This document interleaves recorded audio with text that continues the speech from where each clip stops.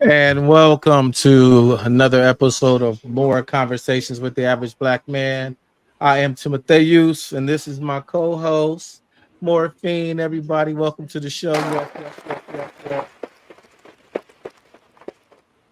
Hi right, so everybody. Hi everybody. I'm back at it again with another one. We're back at it again with more media. And this time, we're getting back to the political conversation. We're going to teach y'all some things today. I hope y'all open to learn something that you might not have known. But I'm gonna swing it back to my wonderful, wonderful co-host.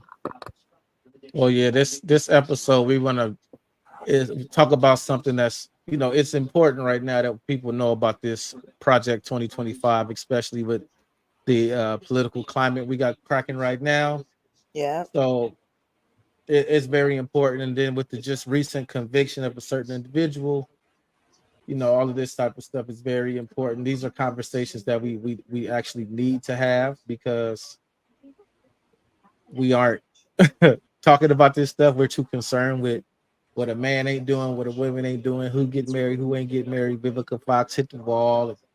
We we need you to know, we need to actually touch on something that's that's real, that's tangible, that's could affect everybody's lives, not just the lives of the community.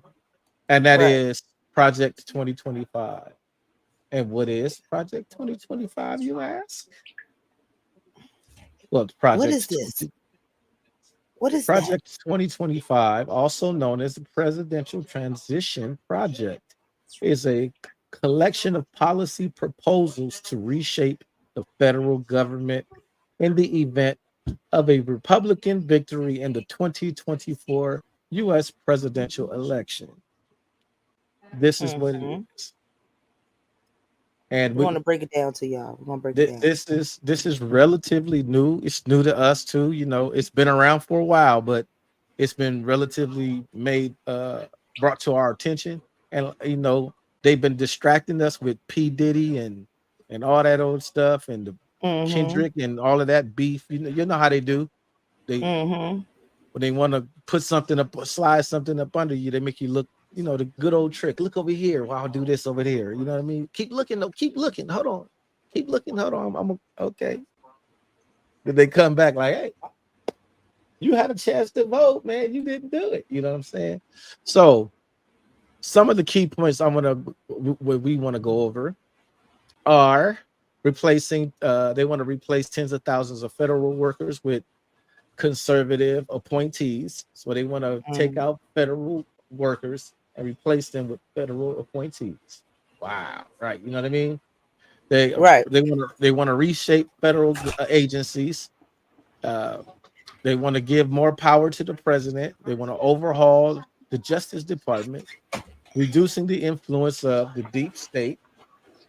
They uh, they want to implement a Marxist version, a Maximus, excuse me, a maximalist version of the executive theory, which basically means giving absolute power to the president over the executive branch and more so than the executive branch. So basically, they want to take away some of the power of Congress and the courts. They want to terminate diversity, equity, and inclusion programs as well as affirmative action. They want to deploy the military for domestic law enforcement. I'm saying it again. They want to deploy the military as domestic law enforcement. It's domestic law enforcement. They want to redirect the DOJ and reshape the DOJ, which is the Department of Justice. And we're going to bring up something that just happened recently, goes right with that. And it's going to give them agency to make this claim to the voters because of something that just happened. They want to arrest and detain and deport all undocumented immigrants across the country. Then they want to promote capital punishment with speedy finality. So no more due process. And that's just touching on that. You got anything you want to add or talk about or questions? Um, I gotta pull up the notes, but just basic off of. I have a video that I would like to show you all. That's going to basically break down a lot of things that Timotheus has brung up. It's really really in depth.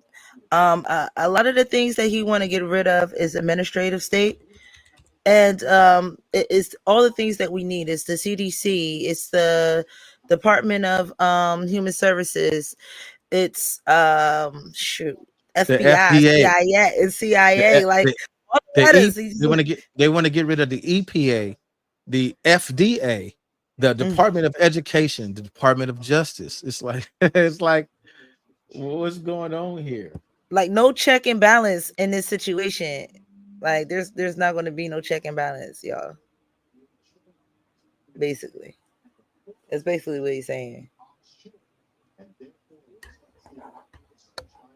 I'm signing into my Oh, I thought you was gonna play the note. video right now. I'm signing. I'm trying to. I had to sign into my notes, so I'm doing two things at one time. Two things at While one she, time, y'all. Two things at one oh, time. so while she's doing that, I'm gonna read some more. But we got popping over here. So what does this mean for us? How could they do this? How can they implement these types of radical changes? They they can they can reduce federal workers by issuing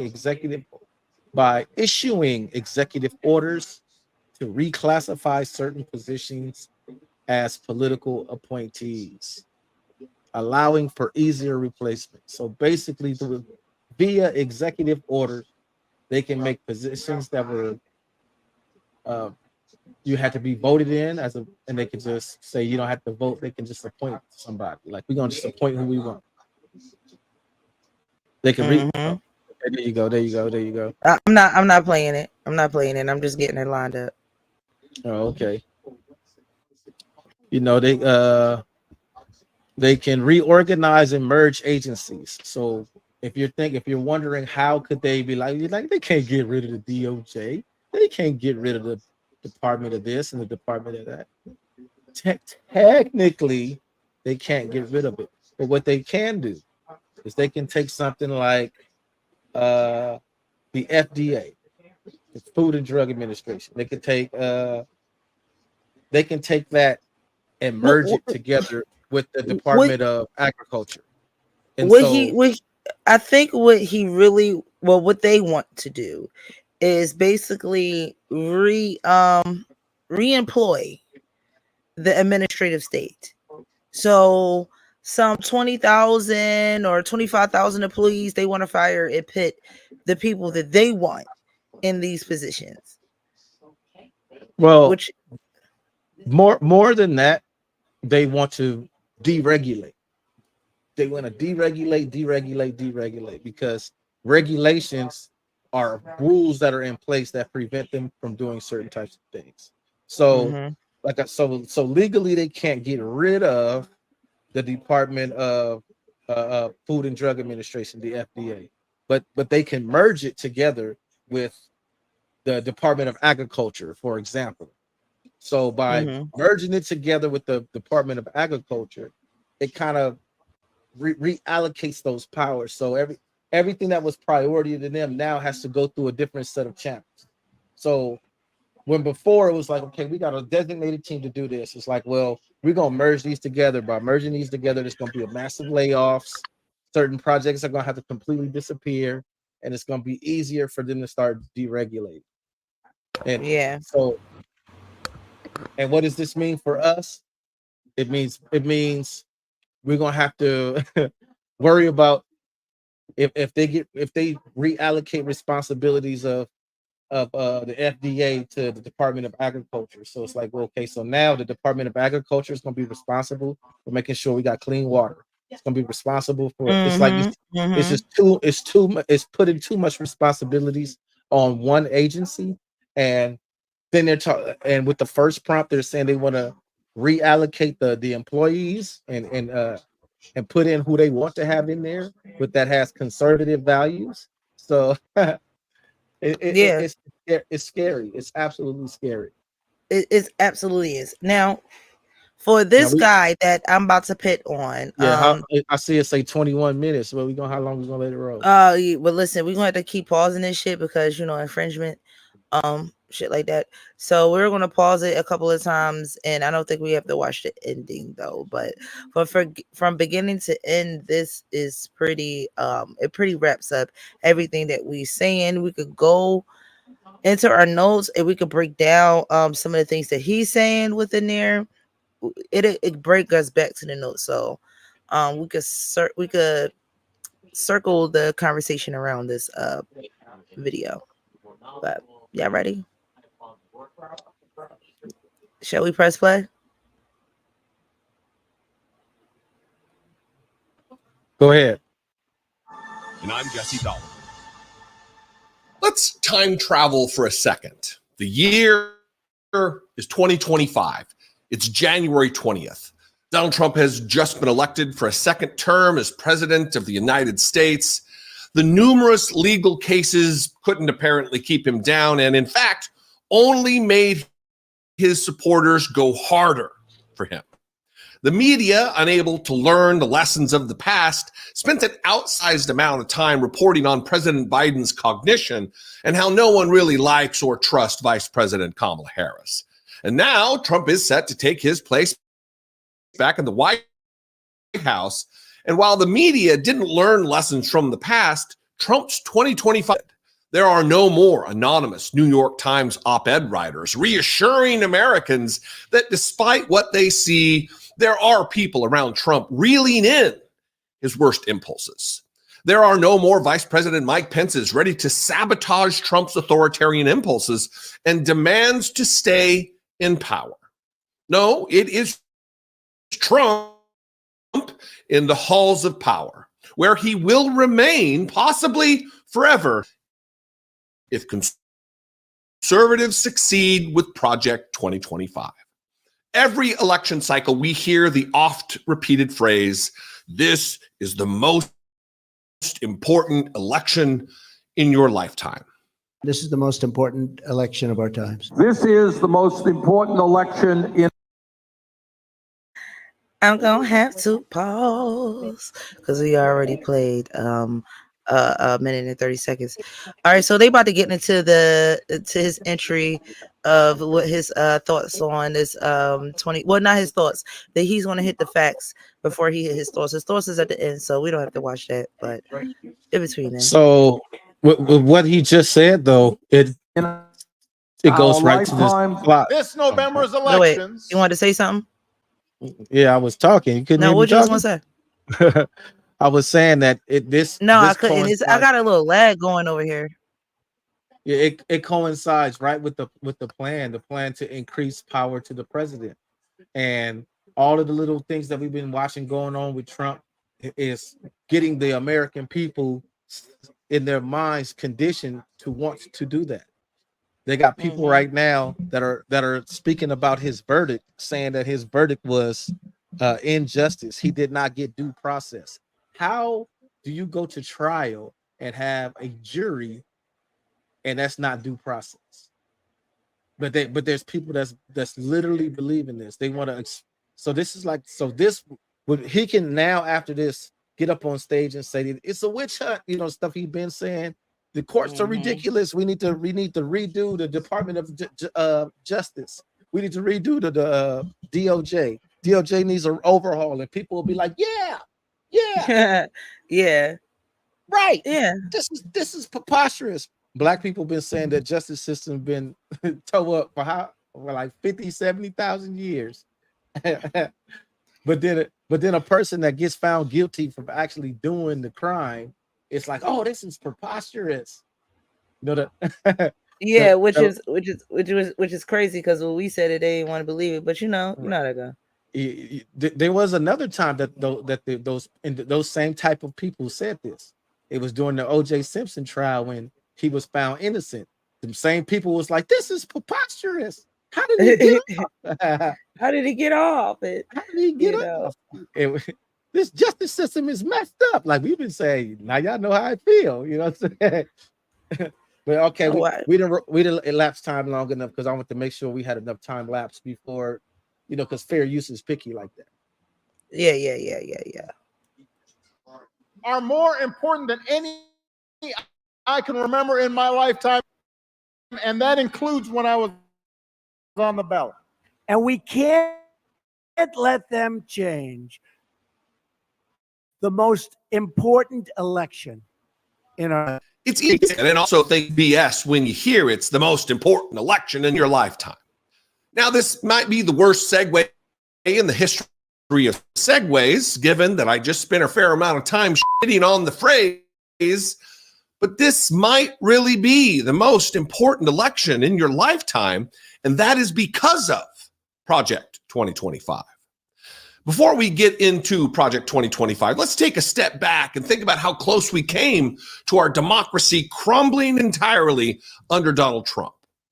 Donald Trump and his loyalists, who held positions all throughout the government, in Congress, the Pentagon, the Secret Service, and Homeland Security, and of course, spanning the entire Republican Party in disparate states all across the country, entered a criminal conspiracy, one within, to stand up and provide aid to a group of thousands of armed insurrectionists who attempted to overthrow the United States government in order to see Donald Trump extra constitutionally and extra democratically inserted as president, despite 60,347 votes.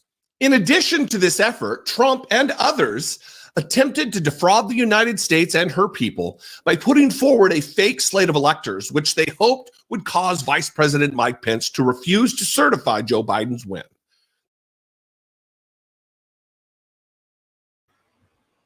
And pause.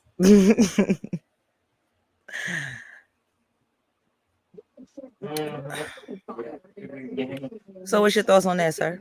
So I don't want to get too hung up on Trump's name because Project 2025 has absolutely nothing to do with him particularly. It is a presidential transition for matter. any Republican. Republican candidate. Any Republican. I absolutely agree. To what he was saying though, they want to create an American dictatorship. Some characteristics of a dictatorship that are similar to the proposals in Project 2025 include centralization of power in the executive branch and the reduction of independence and autonomy to the other branches and agencies, the potential use of the Department of Justice and the law enforcement to target political opponents and silence dissent, limitations of individual rights, the expansion of capital punishment, and the potential to reduce due process and civil liberties, military control, the deployment of the military as domestically, potentially to maintain control and to suppress opposition, which is martial law, which is what the Second Amendment is there for, to protect us against a tyrannical government. And lastly, a lack of transparency and accountability, the potential reduction of oversight and transparency, making it difficult to hold the government accountable for its own actions. Well, yeah. Yep. And that's right out the notes. I know. I'm trying to figure out what part of the notes are you reading? The creation of an American dictatorship. I just read that section. I got you. The plan of the yeah. He's about to go into the segue of the plan to increase power of presidency, but he's just using Trump as the segue because that's who's running. He's just using the candidates that's running. Yeah, he's the candidate running, right? Yeah. All right, so let's go. There have now been dozens of indictments related to these alleged anti-democratic criminals, and if not for a scant handful of individuals who were slightly more loyal to the Constitution than they were to Donald Trump, this plot may have been successful. which, by the way, Trump and his team know this. They won't make the same personnel choice mistakes next time. So let's talk about that, the lessons Trump and the conservatives around him learned, and how they plan to improve their efforts to overthrow our democracy in the form of what they're calling Project 2025. If you haven't heard of it, it's a nefarious plot for conservatives to take back our government, not just through conservative policies, but also putting people into place who will do their bidding through executive action they hope the next Republican president will implement. Conservative organizations and activists have united to create this plan that will begin day one of the new Republican president's administration, with the primary goal of dismantling the federal government and replacing it with one made in the image of the most extreme right-wing zealot you can imagine. This is beyond scary, especially as we face the likelihood of another Trump versus Biden rematch in 2024. And think of it, we're now less than 1 year away from the presidential election. So it's time to get serious and get to work. But that starts with educating yourself about the dangers of what is to come if a Republican, whether it's Trump, DeSantis, Ramaswamy, Haley, if a Republican, any Republican, gets into power again. This is probably still sounding a little vague, so let's make... All right. Let's pause.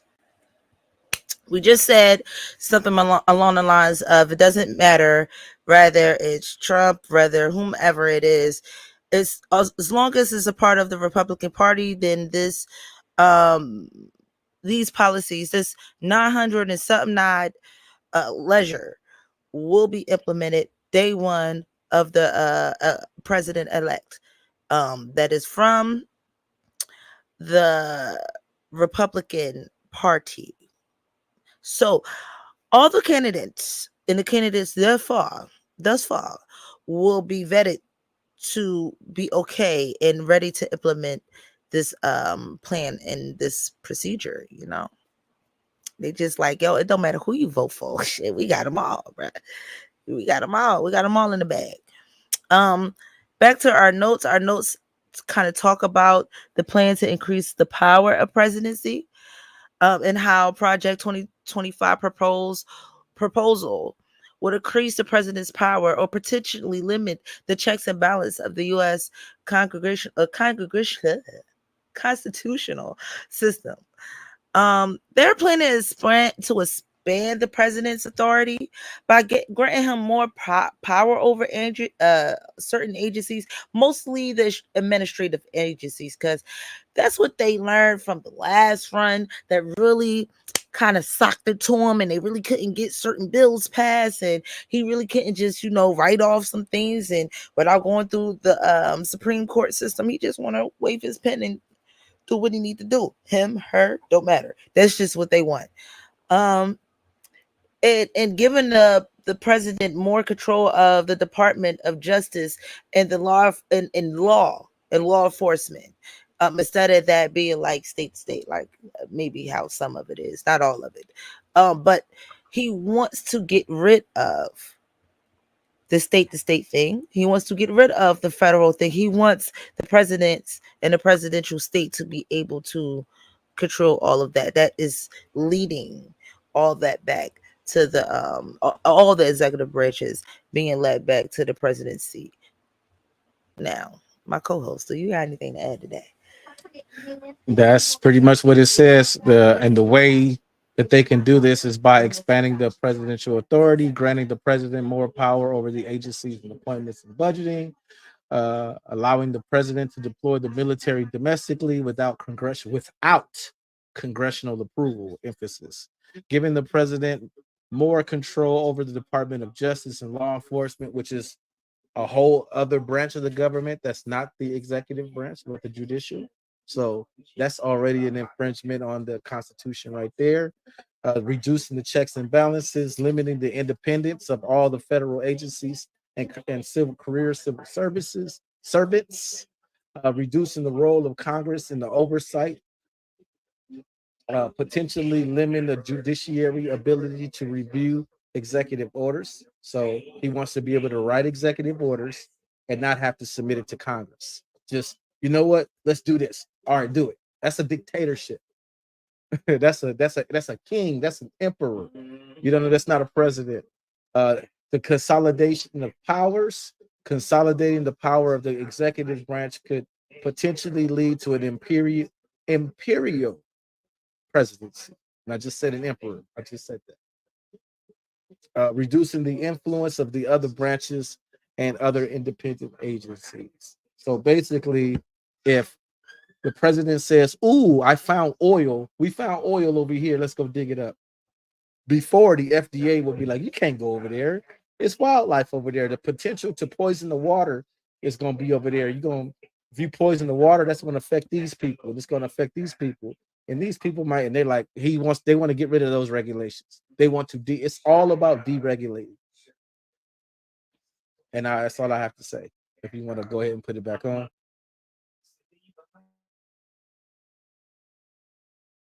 You're on mute. Make the threat clear. Trump has made it a feature of his pledges for a second run at power to be a dictator on day one. He says, "You're not going to be a dictator, are you?" I said, no, other than day one.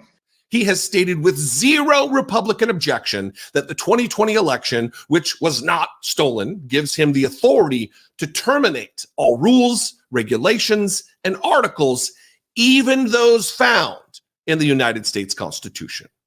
Donald Trump has indicated on numerous occasions that he intends to reward those insurrectionists who attempted to keep him in power with full pardons. If I run and if I win, we will treat those people from January 6th fairly. We will treat them fairly. And if it requires pardons, we will give them pardons because they are being treated so unfairly. He's promised white nationalists to violate the United States Constitution by illegally ending birthright citizenship with the stroke of a pen through executive order. Going forward, the future children of illegal aliens will not receive automatic U.S. citizenship. Announced. I want people to I just want to know, what understand. do that mean? It literally means that he wants to undo the 14th Amendment of the Constitution. So that Can we pull out the 14th of it? So all of these people that are like, "Oh, I love the American Constitution is the greatest thing in the world." Trump wants to undo the Constitution. I'm about to look that up. Look at Google over here reading our minds. All right. I mean, I'm gonna pause. It's still paused. It's still paused, people. We'll come back to that. I just want y'all to see this real quick. Y'all see that? Okay. 14th Amendment, Section 1.1 says historical background on citizenship clause in the 14th Amendment, Section 1. All persons born or naturalized in the United States are subject to the jurisdiction, therefore are citizens of the United States and the state wherein they reside. That is from constitution.congress.gov. You want me to pull it up on the screen? Yeah, you pull it up. You pull the references up. I do the video since I can't do both at the same day. Thank you, baby. Thank you. Can you zoom in? Is your Zoom like my Zoom? There you go. There you go. All right. So again, this is the government website. This is the Constitution website. This is not some Google said. Right. 14th Amendment, Section 1. All persons born or naturalized in the United States and subject to the jurisdiction thereof are citizens of the United States and the state wherein they reside. No state shall make or enforce any law in which shall abridge the privileges or immunities of citizens of the United States, nor shall any state deprive any person of life, liberty, or property without due process of the law, nor deny any person within the jurisdiction to have equal protections under the law. So what this means,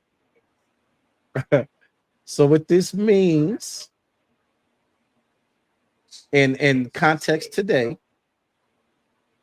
this means that if they're going to start changing the Constitution, notice that that they're talking about the 14th Amendment. What's the amendment before that one?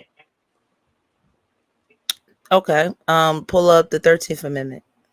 You should everybody know that one. The 13th Amendment is the Amendment abolishment of slavery. slavery, and The unless 13th. used as enforcement for punishment of a crime. So Oh well, it gets better. so listen. Prior to the 14th Amendment, slaves were not protected under the law. They were property. And the 14th Amendment gave us protection under the law because we were born here and born citizens. So if they're going to take that away, there's a possibility that we the people that look like this, lose our protections under the law because we're no longer citizens anymore. It's deep. But you can go ahead and roll the video unless you want to touch on that. The video is wild. The video was 30 minutes long, so we got time to touch on things. Right, time to touch on things. Yeah, we only been in 30 minutes. Okay, what you? Oh, that's a Trump quote. What you got? All right, I paused on the Trump quote. The Trump quote says, matter of fact, we're gonna let this motherfucker say, where is it? His plans of an all-out constitution by illegally Treat them fairly. And if it requires pardons, we will give them pardons. order. Going forward, the future children of illegal aliens will not receive automatic U.S. citizenship. He's announced his plans of an all-out assault on the First Amendment protection of the free press by investigating news outlets for treason. And of course, he has also demanded on multiple occasions that he wants to have the government authorities murder suspected shoplifters and drug dealers. Very simply, if you rob a store, you can fully expect to be shot as you are leaving that store. Shot. When we catch a drug dealer, the only way you're going to stop it is the death penalty. And none of this.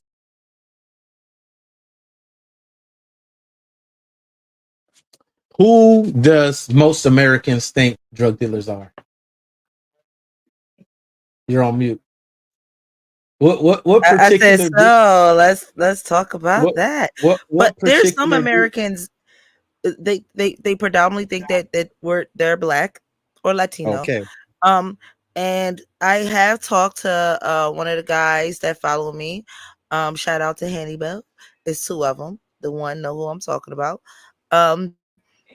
And he was talking about how the ladies and the people, some of the people that died during 2020 would have never passed away or been unlived by police if they wasn't around or affiliated with drug dealers or people of criminal adjacent. So if they wasn't messing with those people, then they probably wouldn't have never been in that situation. So there are some thoughts amongst the black community that feel as though that's not a bad thing to kill all the drug dealers. Unalive. I'm sorry, we're on YouTube. To unalive all of the drug dealers and anyone that is assumed to be selling drugs. And we already know from the Innocence Project that they do anything like to prove that you're selling narcotics or what they presume is drugs. Not to mention, he just said that he was going to get a pardon to all the people that actually did commit a crime, a crime of storming the Capitol building with weapons and shit like that. So, but at the same time, he wants to arm himself so it won't happen to him. That's crazy. What's your thoughts?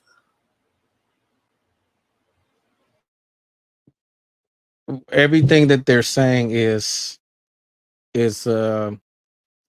it's pretty much designed to infuriate and inflame and empower, encourage, and embolden a certain group of people.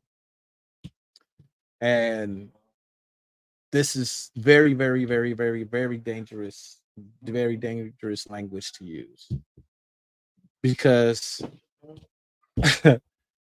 I'm lost that these conservatives that love the Constitution so much are cheering on to this man literally saying, I want to rewrite the Constitution.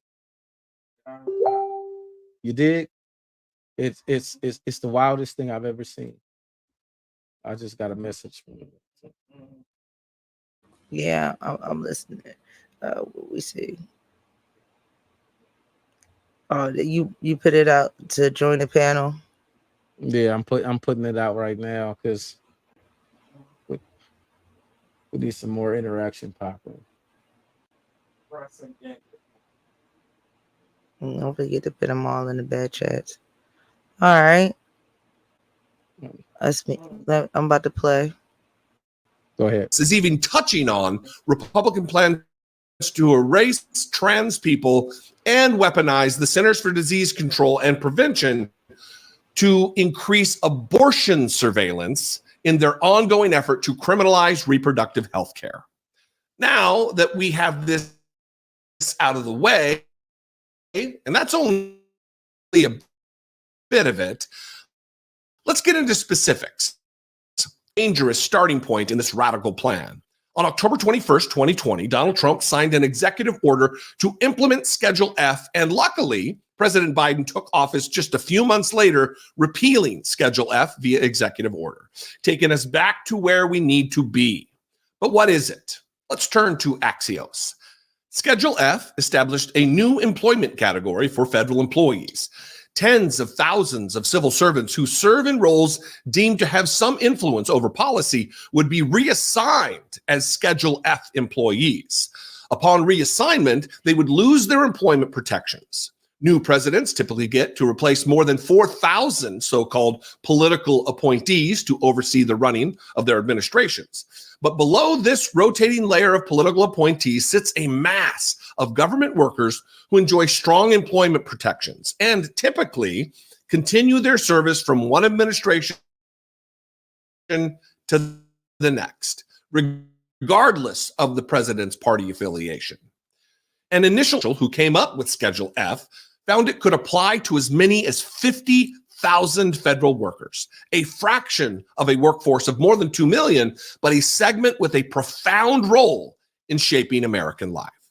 So, in essence, Schedule F gives Trump the power to fire tens of thousands of government officials and replace them with people who are loyal to him and support his agenda.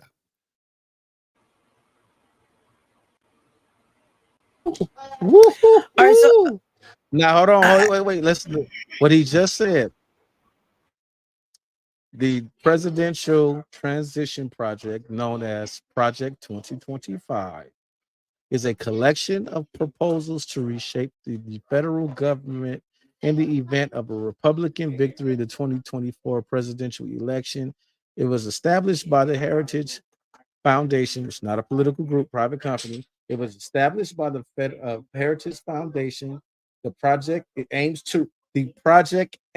to recruit tens of thousands of conservatives to replace existing federal civil servants and further the objectives of the next Republican president.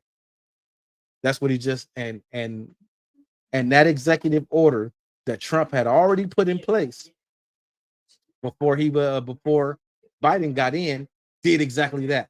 So that is what he just said is evidence to the implementation of this project. That I must include started in 2016. This project started in 2016. We just hearing about it, and its exclusiveness right now. Like, if it wasn't such a trendy topic, if it was an election year, we would never have been talking about any of this. I think it was already out for the public to talk, because I think this video is old. Let's see. It's not telling me how old this video is. But this guy was talking about, oh, okay. No, it's So right this there. came out January, June 5th. January, Yeah, January January 5th. 5th. This early this year. And I think our election, we're in an election year right now, right? Right. So everything is coming out, and everybody's agenda is coming out right now. Everybody's proposals or what the hell they were working on from maybe 2021 or maybe 2017 or 18 is coming up now. Now, this proposal, this again, 900 and something odd page, called the 2025 Mandate for Leadership. Shit is long. 900 and something odd pages. They made a manifesto. And it's scripted. It's really shit. You could get this. I don't think you could get it on Amazon like Prime. Can you? Oh, you could get it on Amazon Prime. So look, read it for yourself. Again, I'm gonna tell you what it's called. It's called 2025 Mandate for Leadership. The Conservative Promise. The Conservative Promise. Now, I remember my host saying something to me about how a conservative could be a Republican or a Democrat. That's the book right there on the screen. Anybody that's interested in it, it's right there. This is the 900-page get down. Yeah, I mean 900 plus page get down. And I beg to me asking you a question, Mr. Average Black Man. Mr. Average Black Man, I believe you said something along the lines of a Democrat could be a conservative. Like, that's not exclusive to one party. Absolutely. A Democrat can be a conservative, can have conservative values, and a Republican can have liberal values. The sets of values have recently become more what's the word I'm looking for? Have become more used as rhetoric now than anything else. So I think yep. Go so ahead. so the key components to be a conservative is the belief in limited government intervention in personal and economic matters, support for individual freedom and rights, advocacies for a free market, traditional values and relief, family and marriage and religion, opposition to abortion, or when you if I can say it again, support of the Second Amendment rights, uh, lower taxes and reduce government spending, deregulation of industries, support for businesses and entrepreneurship, strong military and defense capabilities, support for a robust national defense, uh, respect traditional institutions and values that support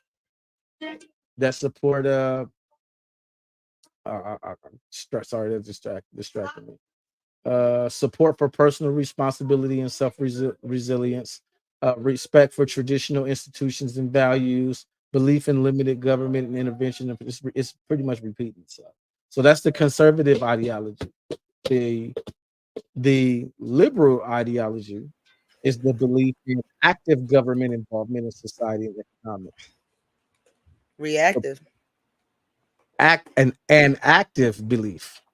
Okay. An active belief in government involvement, the Okay. support for reproductive rights and pregnancy termination, advocacy for LGBTQ plus rights and marriage equality, support for the Second Amendment. That's the same thing. No, support for gun control and regulation, higher taxes on the wealthy, and social programs, government investment in healthcare, education, and social welfare, support for labor unions and workers' rights, emphasis on diplomacy and international cooperation, support for nuclear disarmament, and reduce military spending.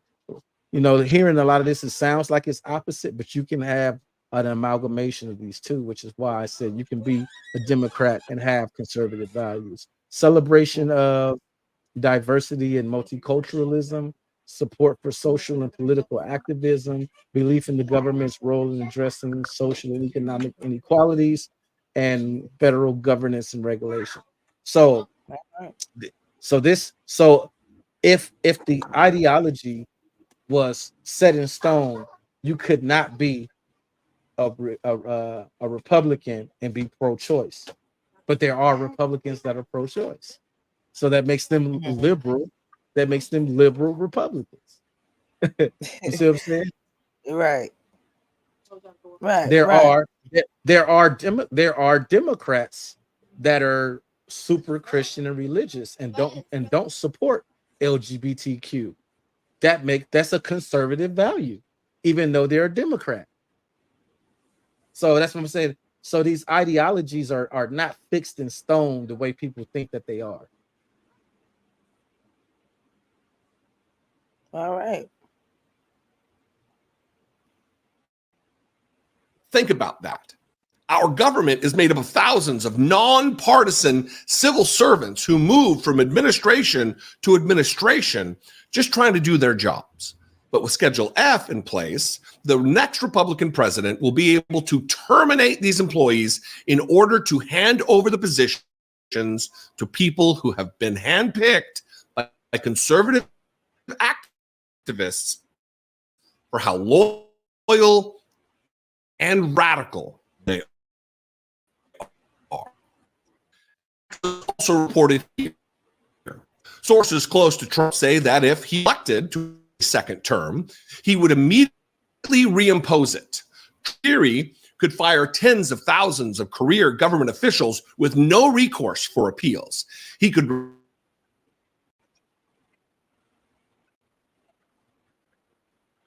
on Project 2025 has been working with more than 50 conservative groups to compile what has been referred to as something akin to a consultant. That is a database of tens of thousands of Trump, or insert another Republican here, loyalists. Into reporting from the New York Times, Heritage usually compiles its own personnel lists and spends far less doing so. But for this election, after conservatives and Mr. Trump himself decried what they view as terrible staffing decisions made during his administration, more than 50 conservative groups have temporarily set aside rivalries to team up with Heritage. They have already identified potential administration officials in their database by the end of 2024, according to Kevin Roberts, the president of Heritage. Heritage has contracted the technology company Oracle to build a secure personnel database, Dr. Roberts said.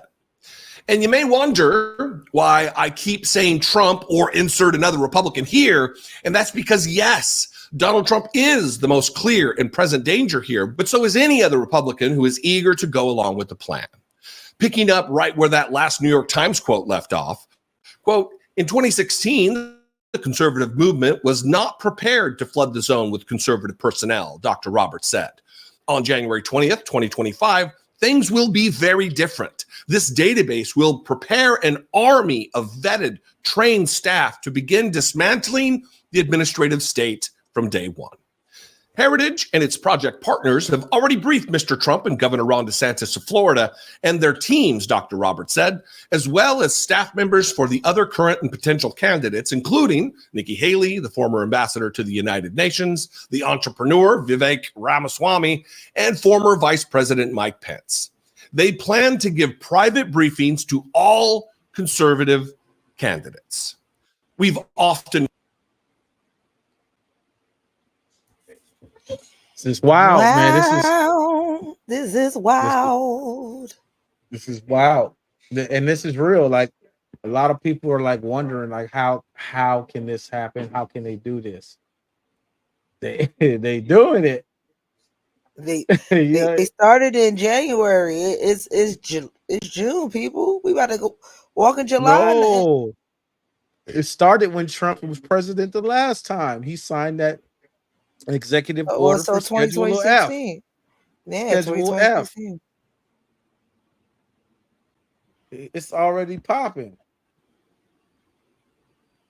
Like Mm-mm-mm. this is scary, people. Like people need to wake up.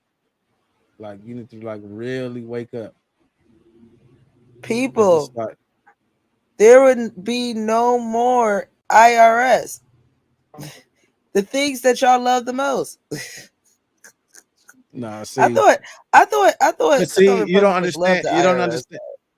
Well, no, they But don't like okay, see. taxes. They don't like being taxed. But the thing about it is if if they can't be a society without taxes, because who's going to pay for these for the something simple? Who's going to pay for the street lights to come on at night?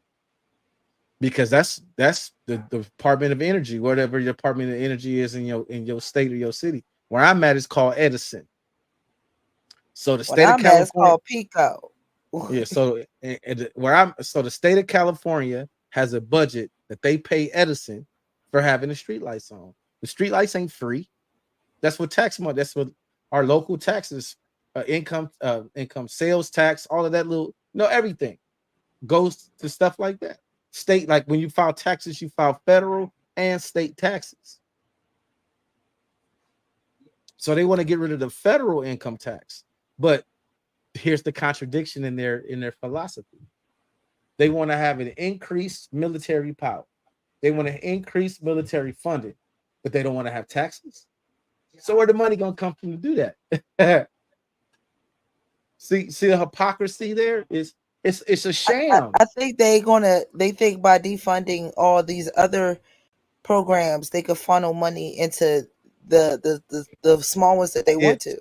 it's a sham. It's a sham. It only sounds good to people that don't understand politics and government at all. I'm not saying that I understand it all, but I have enough common sense, I think, to know that certain things don't make, even with the other side. The Democrats too, the Democrats to me have a tendency to be so idealistic that it's unrealistic. Right. like one of the people in Congress was talking about, cows is farting,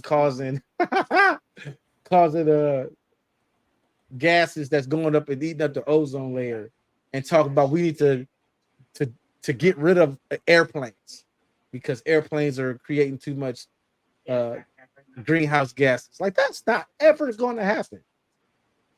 So you know what I mean? Like, so we're gonna go back. So we're gonna go back to being able to fly to London from New York in like 7 hours to it being a 3-day boat trip. Right. That makes sense. That's No, practical. it's that practical. You know what I mean? All right. Let's go back into it. I mean, we don't got that much to go. Again, this is only 30 minutes. We just pausing this for Yeah. fair use. Heard Donald Trump refer to people in his old Fair use. Yeah, I got it at the as bottom. snakes Okay. and for Ambassador autocrat. Heard Donald Trump refer to people in his old administration as snakes and traitors solely because they stood in the way of his autocratic impulses. But what happens when tens of thousands of people have been handpicked by these radicals to replace nonpartisan career government officials? What happens when civil servants are replaced en masse in some misguided attempt to root out the deep state? How quickly will we fall? And we don't need to take Axios' word for it or the New York Times' word for it, or even the president of the Heritage Foundation. Trump himself has said that this is his plan. Watch him in a speech from Greensboro, North Carolina on June 10th, making it clear that he plans to purge anyone who stands in his way once he is reelected. This is the final battle. With you at my side, we will demolish the deep state. We will expel the warmongers from our government. We will drive out the globalists. We will cast out the communists. We will throw off the sick political class that hates our country. If we think about Project 2025 as a series, I just want to pause for a second on the last part. Go ahead. Speak. Do y'all understand? Do y'all understand when I'm gonna say it for real? I mean, maybe YouTube gonna get mad at me for this, but do y'all understand when they say communist? What's a communist in 2024? Real shit. What's a communist? A communist in 2024 it has been retitled as a far leftist. That's the new term for it. A communist is a far leftist. Do you know? I'm gonna put the camera up. Do you know Martin Luther King was a communist in their mind? Malcolm X was a communist in their mind. Umar Johnson is going to be a communist in their mind. Anybody from the FBA Foundation of Black People, you're going to be a communist. Like anything that is pro your race is going to be communism. You do know that, right? Y'all do know that, right? All right. I just want you to know that. I just want you to know that. Go back to sit because I was comfortable right here. I'm gonna go back to sitting right here. But I just want y'all to know that any activist or any type of when you're trying to promote this or promote that or shit, you promote black art and just black art. I got a communist. I got a cold one that's gonna make a lot of people unhappy. Feminism is a communist position. Feminism is communism. It's a communist position because communism is everyone's the same. There is no rich, there is no poor. Everyone's equal on all platforms. Every opportunity that's available to you should be available to me. And they try to use like China as examples of how communism is bad. China is not a communist. They say it's a communism, they say it's a society, communist state society, but it's not. They got an emperor. How is they got an emperor? You know what I mean? Like, what are you talking about? Let me go in here and look at these notes that you got way at the bottom. I'm looking at these notes or because I'm like, because communism is. I always ask my people, my black folks, my black political folks, what the fudge is communism? I was born in 1989. I'm a millennial. What is communism? And every time they explain what it is, it just sounds like any political movement that you could think of, whether it's the LGBT, whether it's feminism, whether it's pro-black rights, whether it's women's rights, women's health. All right, so check it out. Communism is a political and economic ideology that advocates for the abolishment of private property and the establishment of classes, stateless, and equal society.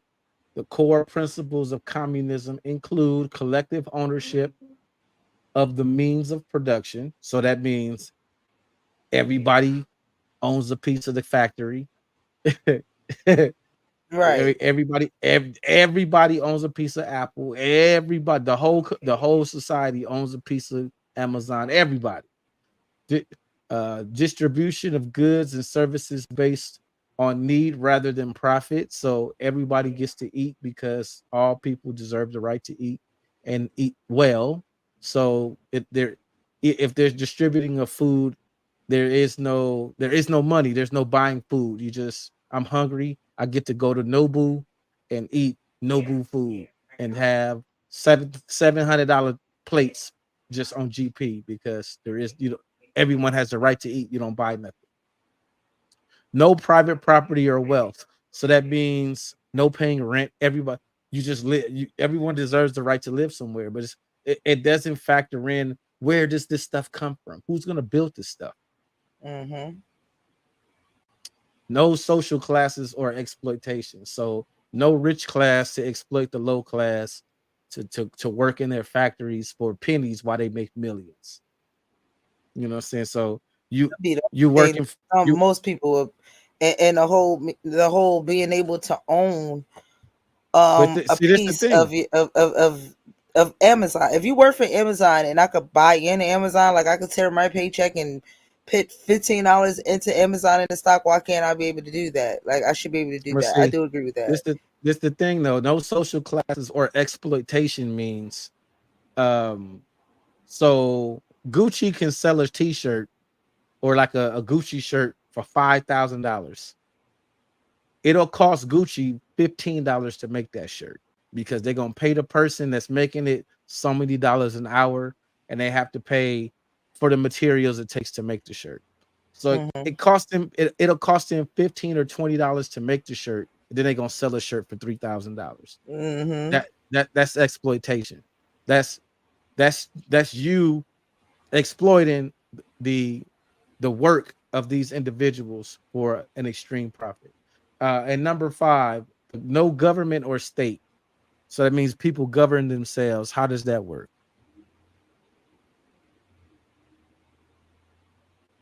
That's tribal. That's tribal. That's tribal. That's That's tribal. tribal. So imagine if the city of Philadelphia was your tribe, and everybody that lived in Philadelphia had to sit down together and have a powwow and come up with the rules and the regulations. That's ridiculous, right? Well, it used to be like that at one particular time. I think it's a story. How many It millions of people live it in Philly? wasn't millions. It wasn't millions, but there was a place, I think in Europe, some fucking weird, where they used to vote every year who they wanted to banish from their village every for 10 years. And everybody vote on this one person, and I think whoever got how many fucking votes gets, they have to leave for 10 years. And if there wasn't no vote, the person that cast, like, called for the vote has to leave for 10 years. It was some like crazy ass situation. I think it was like before Rome decided to be a Rome, or Greeks decided to be Greeks. And then they came up with the whole government thing, and courts and things of that nature. And it stopped. It was working for a long ass time though. Like there was peace amongst the villages and shit. And then when they came up with the government and a state or a courtship of a government, shit just went left. There was Caesars and motherfuckers trying to come at other people and backstabbing other people. Politics been politics since motherfuckers decided to become social and civil. So social or civil, I don't know what came first. Keep going. Oh, yeah. So communism aims to create a society where the works together for the benefit of all rather than for individuals. Oh, hang on. I got my background loud. Can you hear them in the background? Mm-hmm. I don't know what exactly he was reading off on from these, because he got them in numbers, and I'm like, what is the numbers that he? Oh, okay, I see it. Number two. Dang, you really read this. Well, I do see this. It says communism uh, wants like a variety of schools, which is branding includes Marxism, Leninism, and libertarian. Yeah, that's libertarian communities, as well as political ideology groupies around those. All these different ideologies generally share analysts that the current order of society stems from capitalism and its economic system and the mode of production. That in the system are the two major social revolutionaries and the the classies and the bourgeois. That's what they say. They say bougies, but I'm gonna say bourgeois. So with these corporations, the capitalisms and how the economic system is made off of capitalism is what I think most communists, when it comes down to money or just resources, will like to break down. I think the only thing I would agree with them is the fucking capitalism and the expectation of their capitalism. Why are you buying something that costs $12 to make and charging us $3,000 just because it got your name on there? Now I do remember Gucci making real because he started making men's shoes, or I think men's shoes, men's shoes, some shit like that. And this dude actually put a real gold leaf in the soles. That was very expensive, so he stopped selling that shit. But I remember when he first, came about, that's what he did. That must have been a real comfortable Okay. ass shoe. Like you're walking on gold. All right, Anyway, let me let's get go back to more the into to the communism. Yeah. So yeah. communism aims to create a society where everyone works together for the betterment of all rather than the individual gain. The idea is to eliminate economic inequality, oppression, and alienation, and to create a more just and equitable society. That's where it goes wrong right there. You can't have Right. I said that. there is no equity in outcome. That's a fairy tale. The different examples of communisms include Marxism, Leninism, Maoism, which is China under Mao. Marxism and Leninism is Soviet Union and China as well. I can't say this word. It looked like it says Trotskyism, which is Cuba's form of uh, communism. I can't this and anarchism, which is Anarchism. yeah, which is Spain during the Spanish Civil War when they had anarchy. And democratic socialism in the Nordic countries like Sweden and Norway. Mm-hmm. Critics of communism argue that it has led to authoritarian regimes, suppressed individual freedoms, and failed to deliver on the promises of economic equality and prosperity. Supporters argue that communism has the potential to create a more equal and just society, and that its failures are due to imperfect implementations rather than inherent flaws of the ideology. That sounds like Disney right now. That sounds like Disney right now saying that our movies don't suck. You just are a sexist and don't want to see a movie with a girl as the hero. And not say that we wrote a bad story. In this situation, I think it got to be a scale, a balance in this. Like you can't have a system where it's just all authority and there's no check in the authority.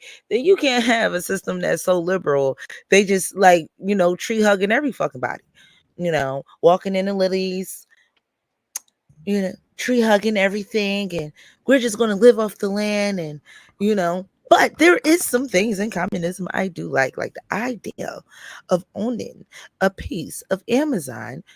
If I work for Amazon, I like that. That rings bells. And the exploiting of designer labels and big brands and things like that. And they don't even pay that much for their damn materials, but charging us absurd money to buy that shit. Now, Can we do some check? And then there's some things in a communist plan that I like as well. Like, can we mesh some of this shit together and then come up with like a cool ass plan? Because it seemed like they supposed to marry each other. It seemed like mom and dad, and they got a divorce, and neither one of them functions together by themselves. They need to come together. Welcome to America. Right. That was supposed to be America, right? No, All right, let's go. That is America. About to not be anymore, brother. Let's wait. Because in fairness, we read communism, so we got to read the opposite too. All right, come on, let's read the opposite. So the opposite of communism is often considered to be capitalism. An example, capitalism is a political system that emphasizes private ownership of means of production, creation of goods and services for profit, individual wealth and property, free market and competition, limited government intervention in the economy. Capitalist system, individuals and businesses own and operate the means of production, and the market determines the distribution of goods and services. The goal is to generate profit, in which seems to be the only motivator and innovation and efficiency. And I land the plane. So we all got understand problems with that. Well, none of us should, because we've already been bred and indoctrinated to the bone with capitalism, because we live in a capitalist country. We understand that if you start a business, that you should profit from it, which is why you can pay $13 to make a shirt and sell it for $3,000. I mean, there's that. Then there's that, because I paid $12 to make this shirt, but it cost $13,100 for you, even though I paid $12. For the panel that just jumped on. Welcome everybody to the stage. Welcome. What's up? Can we get a debrief? Do you guys need a little brief of what we're talking about today? I've been listening to a little bit of what y'all been talking about. Yeah, go ahead. No, I guess Neo wants something. That sound like drunk Neo. So basically, what we've covered, I'm gonna just scroll up through the notes. What we've covered in this video, what's interesting is that she found a video that 100% complements the notes that we had already pre-wrote for this show. Shout out to Trey Ferd, welcome to the stage. So I said I was studying. I did my due diligence. So just the basic definition of what Project 2025 is a presidential transition project, is a collection of policies to reshape the United States government in the event of a Republican victory in 2024. It was established in 2022 by the Heritage Foundation as a conservative think tank. The project aims to recruit tens of thousands of conservatives to replace existing federal workers to further the objectives of the Republican Party. And through this video that we played, with this 2022 date is incorrect, because in this video they touched on an executive order that Trump signed while he was president called Schedule F. And what Schedule F was is it gave him the ability to fire tens of thousands of federal employees without any repercussion and replace them with Trump loyalists. Now, one of the tenets in Project 2025 is to replace tens of thousands of federal employees with conservative appointees. So that's evidence of that attempting to be implemented. Then earlier we played in this video, they showed a clip of Trump giving a speech talking about the repealing of the 14th Amendment. And he framed it in the sense of, we're gonna make it to where undocumented immigrants can no longer have children here and they automatically become citizens. Now, people heard that through their ignorance. People heard that through their ignorance and said, yeah, Yeah, that's good. That's go Trump. But they aren't understanding that that means the repeal of the 14th Amendment of the Constitution, the thing that they claim that they love so much. So, and you know, me being a person of color, because we on YouTube, I got to say these particular terminology. Me being a person of color, I understand the history, and that, you know, if not for the 14th Amendment, we would still know, you know, because we were property prior to the 13th and 14th Amendment. So the 13th Amendment gave us agency to be free, but it did not make us citizens. And the 14th Amendment was meant to give us citizenship and protections under the law. And Dred Scott case shows that barely happened. You know, that the Dred Scott cases, I think, didn't I don't quote me, but didn't the Dred Scott case come prior to the 14th Amendment? And the Dred Scott case led to, for those that are hip to it. I was gonna say it's dark over there, brother. It's dark. Hey, listen, we love the darkness.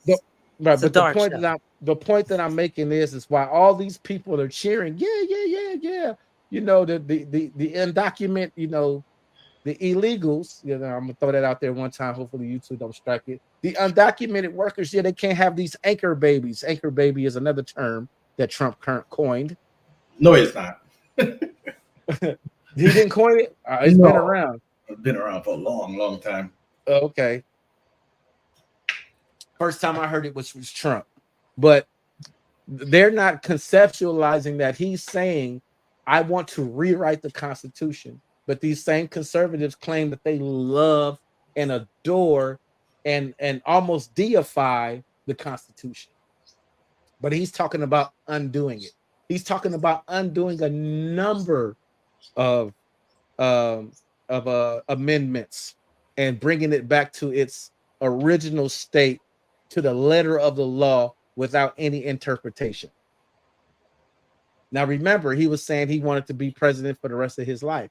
There's Amendment 20 something is implements presidential terms. So he wants to get rid of that too. So in turn, that does away with the vote. It's we didn't get to that part of the video, but let's go back to the video. Oh, hold on. You was catching everybody up, bro. Yeah, I was. She ready to go. She ready to go. This video is long. We got to keep pausing it because we got to do the fair use thing. Any before I press play, any opinions? Yeah, lots of opinions. All right, come on. Let's like go for I mean, I don't want to take up all the time. I don't want to take up all the time. Stop it. But there's a lot of stuff that y'all was just walk it down. Stuff, shooting from the hip, like wild stuff. First off, one of the things you said was this is the Heritage Foundation, correct? Literally, that means they have zero power. All they have is suggestion. Right, like let's clarify. No. Hold on. Because you're right. But let's look at the reality of the world we live in. One word: lobbyist. No, listen. Nobody's disagreeing with the issue of lobbying, but let's get down to nuts and bolts too. They have no legal power, so let's classify that. Okay. Yeah, they don't need the legal power. No, hold on. Another classify as that though. No, hold on. Another example of a private institution that literally writes the laws for the United States. ALEC is not a government agency. It is a private company that literally writes legislation. Literally. Nobody's but that's the point. Like what you're saying about the Heritage Foundation. I know, but you're not letting me walk through the same thing. You're not letting me walk through it. I stepped through the door and you hit me in my face, bro. Let him cook. Let him cook. Let him cook. Let the man cook. I wanted to clarify that one thing so we don't conflate it.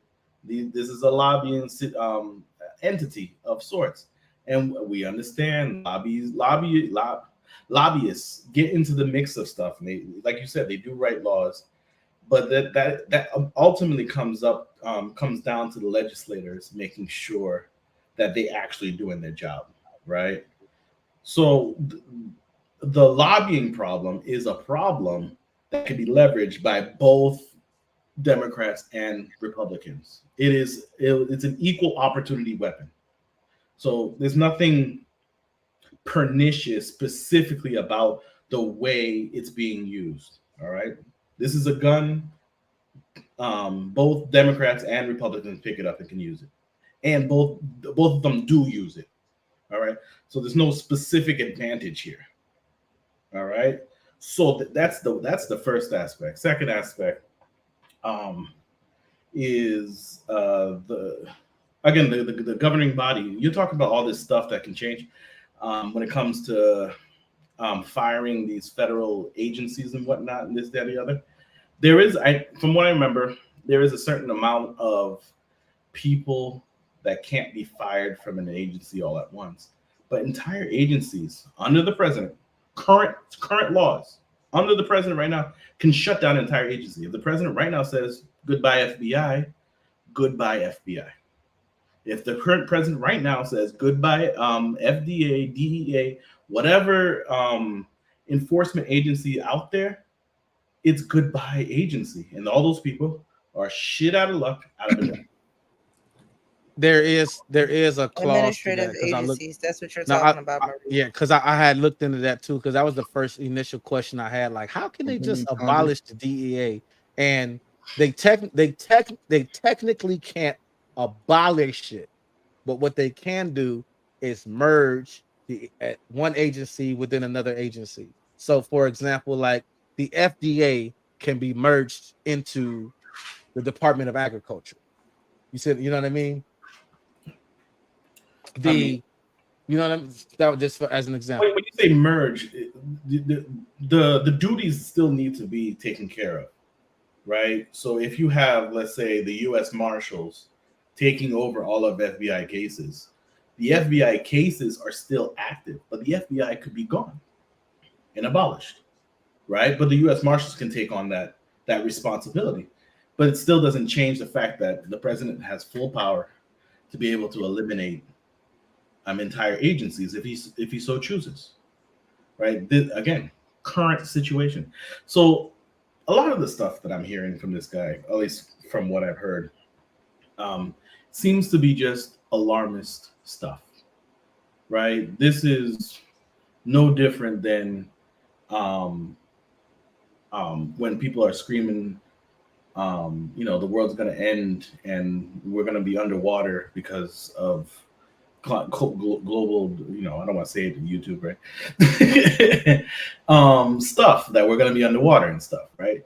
It's a lot of alarmism and apocalyptic, end of everything focus. There's gateways and checkpoints that have to be passed. Imagine, like, in order to change an amendment in the Constitution, you have to get 2/3 of Congress. I'm pretty sure there's other steps. I can't remember all the steps, but it's a lot to alter an amendment in the Constitution. The issue of flooding some of the federal workers with more conservative leaning people. You don't think they already don't do that with the more liberal leaning people? What do you think DEI is? Right? These are things that have always been there. But I'll stop right there because I can keep going. Well, DEI is something that is written into Project 2025 as something to outlaw. Right. Well, think about it though. I'm saying currently DEI is in these institutions right now, which is literally equivalent to flooding the employee pools with people that are like-minded ideologically, which is no different than what you're talking about as far as flooding the employment pool with conservatives. Like, Yeah, Under but Trump. I don't think it's either one is good if that's what you're completely saying. agree, but what I'm pointing out is the tools that are being used are already being used. Well, we The can ones agree to that. the things Like that it's nothing. It's not. Certain tools aren't new. I can agree to that. no, it's not just not new. The current the things that this guy is complaining about, what this Project 25 is going to do, are already things that the Democrats have been using already. They've already used. They've been successful in doing it already. And just to go a little further than that, you know, when you all were speaking about the capitalist mindset and way of living here in America compared to other countries, Brother Timothy, what country is that this guy is speaking from? Well, from capitalism, the America. No, the guy that was on the video. What country is he from? America? Oh, I don't know. Well, That's he wasn't Morphine. speaking That's on her. he wasn't speaking on capitalism. It was something that Trump spoke on, how he wanted to outlaw it or something like that. Like he Yeah, wanted to yeah, yeah. basically Okay, abolish okay. So I heard Timothy communism. speaking. Brother Timothy has read out the definition of capitalism and gave some Yeah, examples of what it is. right. Now, and this is where I say every black man in America should be concerned about that because we are the capitalist property. What are you talking about? All of these agencies, how many young black people are getting positions in these agencies, whether they went to college or not? The income shows it. We spend the most and we buy the most. Simple as that. So we're creating these numbers based off our own lack of, I guess, wanting to just change our dynamic. We spend a lot. Mhm. Our children are still, you know what I'm saying, being treated subpar. We treat ourselves subpar. We're still spending a lot of money that ain't building a community. So who has to lobby against what we do? Nobody. But these agencies, yeah, just like you spoke about with Trump, he was going to put his people in just like he understand that everybody else putting their people in. And certain people can't get there. And that's why I can understand both sides. So it's really the lesser of two evils. This is probably our greatest time in our history going forward. That y'all young black folk better get together. I don't give a damn who's doing what. Find a common cause and stick together. Come out of the relationship. Because he's speaking the way the world moves. So I've been understanding this for the last 35 years since I went to Saudi Arabia. I want to know everything that they're doing. And that's how you should move. Zoom in, Tim. Zoom to the zoom. There we go. Now, this is everything since COVID. This is when they signed these new laws and they're going to take effect Right. too in the next 5 years. So Executive Order 13957, signed by President Donald Trump on October 21st, 2020, created a new Schedule F category within the expected service of the federal workforce, with key points of this executive order were creation of Schedule F, which is, well, we just basically read how it changes the policy, flexible hiring and firing. The executive order aims to give agency heads more flexibility to hire and fire employees in these positions without adhering to traditional merit-based hiring rules. This meant that employees in Schedule F positions could be removed without the usual procedures and protections afforded to other federal employees. I need a closer synopsis of the actual executive order because this is a synopsis, right? And so, what are they distinguishing as merit based? I need to know what is it that they're actually stating. This is what we're basing these. This is what we did base the hiring on, and this we're no longer considering. What does that law mean? Can I ask that question? What does that law mean? Anybody know? This basically, this executive order that was written out of off, because it's just an executive order. No, just tell me, what does it mean? What does that section that you just read out mean? It basically means that department heads of agencies could fire people at will without having any cause or reason, Yeah. and hire individuals that they wanted to, that did not have the merits to have the position, simply because they wanted that person to be there. Yes. Only thing that means is they're acquiescing all of these new policies and laws to what we're seeing as far as the immigrations. Now, you can't be on a job 10, 15, 20 years and just think you're just going to work without working like a robotic slave or whatever, and they'll let you go. You won't get no retirement. You won't get no pension. You won't have no future. You'll be broke as hell because you'll still be buying the same shit. That's all this law is saying. Trump put it in play. That, well, if he gets back in office, he's going to make it right. Now, understand, a lot of these laws, they go 3 or 4 or 5 years after they've been in office. So if we just voted out affirmative action, they put a stamp on it. So now you young brothers and sisters, if y'all don't got the credentials, you ain't gonna be able to get the job. No, but affirmative action was replaced. We just did a show on that. What, the last Yeah, show, they or the show replaced. before that? Shit, they just made it more inclusive to other people outside of us. That's all. It's been It's been replaced with DEI. DEI. With DEI, right. And DEI says that it's gonna be more inclusive. right. We no longer that. No, I get what you're saying. I get what Trey is saying. Trey Ferg is saying, because that was my position that I had when we had that show. It's like what this DEI initiative has done, and who is going to affect the most negatively are black The women. dark-skinned brother next to me, brothers that look like us. Black women. Black women were most impacted because of this, and the reason why is because black women used to check off not one but 2 boxes. They used to check off black and woman, two marginalized groups. So this is when we had the big explosion of all these black women getting all these good jobs and careers and all of that. It's because of affirmative action.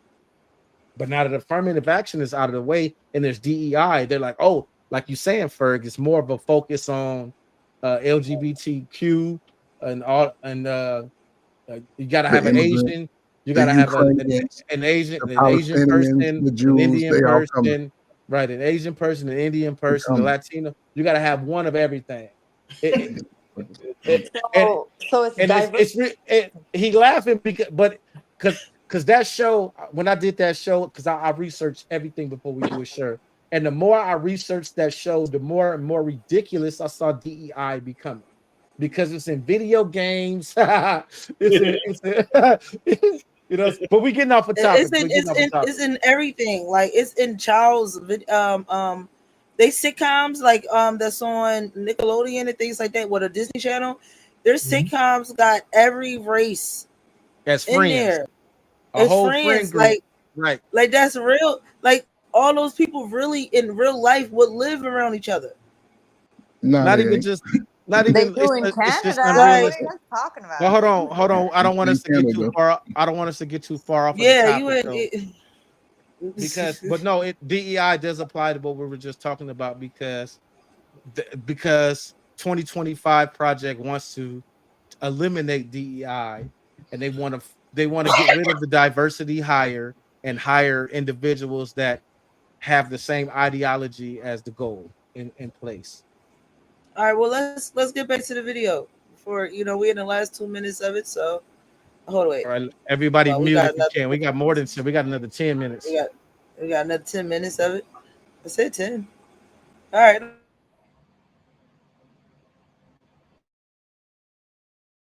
Of steps to abolishing democracy. I'm not sure what step Schedule F is, but it certainly is his plan. Watch him in a speech from Greensboro, North Carolina on June 10th, making it clear that he plans to purge anyone who stands in his way once he is reelected. This is the final battle. With you at my side, we will demolish the deep state. We will expel the warmongers from our government. We will drive out the globalists. We will cast out the communists. We will throw off the sick political class that hates our country. If we think about Project 2025 as a series of steps to abolishing democracy, I'm not sure what step Schedule F is, but it certainly isn't step 1. This ball is already rolling downhill and it's picking up speed. With every person who works to undermine President Biden and downplay the threat from Republicans, that ball gets bigger and stronger and faster. We have less than a year to stop it because Schedule F is just the tip of the iceberg when it comes to Republican plans to abolish democracy and rebuild a system where they remain in power forever. Think I'm being hyperbolic? Donald Trump has already made it clear that he's out for revenge, retribution. In 2016, I declared, I am your voice. Today I add, I am your warrior. I am your justice. And for those who have been wronged and betrayed, I am your retribution. I am your retribution. Trump made it clear again in an interview on November 9th when he said he will certainly indict his political opponents, his political enemies, when he's president again.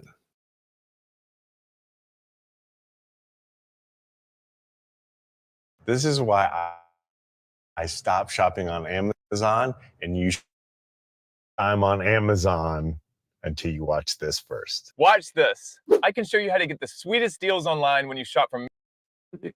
You gonna skip the commercial? Can I say one thing, please? Go ahead, bro. Go ahead. I love how people like Trump has been at this for a while now. You know, and he was president for a while as well. And people, I like how people try to act like they can't understand Trump's rhetoric. Like this dude is always super hyperbolic in the way he speaks. But then we went through a whole 4 years of Trump presidency, and we didn't see nowhere near half the stuff that he was talking about. Right? But yet they're gonna take this stuff, and this stuff is mild in comparison to the first time he ran. And they're gonna act like he's plotting this ultimate emperorship of the United States. I just, again, more alarmist speaking and talking points. I would like to add that this has nothing. This Project 20, this mandate has nothing to do with just Trump. It's a conservative order from the conservatives. So it doesn't matter if it's Trump, it's whomever in their party that is with this 2025 man. Hold on, wait. Let me pull it up. I'm pulling it up. But he is this guy that's speaking. It's called the Mandate for Leadership, the Conservative Promise 2025. It is a 900 plus manifesto of shit that they want to do, okay? That they've been planning since 2016. Now, I believe my brother Ferb said that this is a real book. This is a real document. This is real. You could buy this. You can read this. Everybody can. Now, maybe this guy that we're watching right now is a super hung up, I hate Trump fan. That's neither here or there.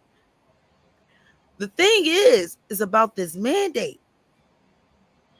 Now, all Trump is doing is exaggerating this damn mandate.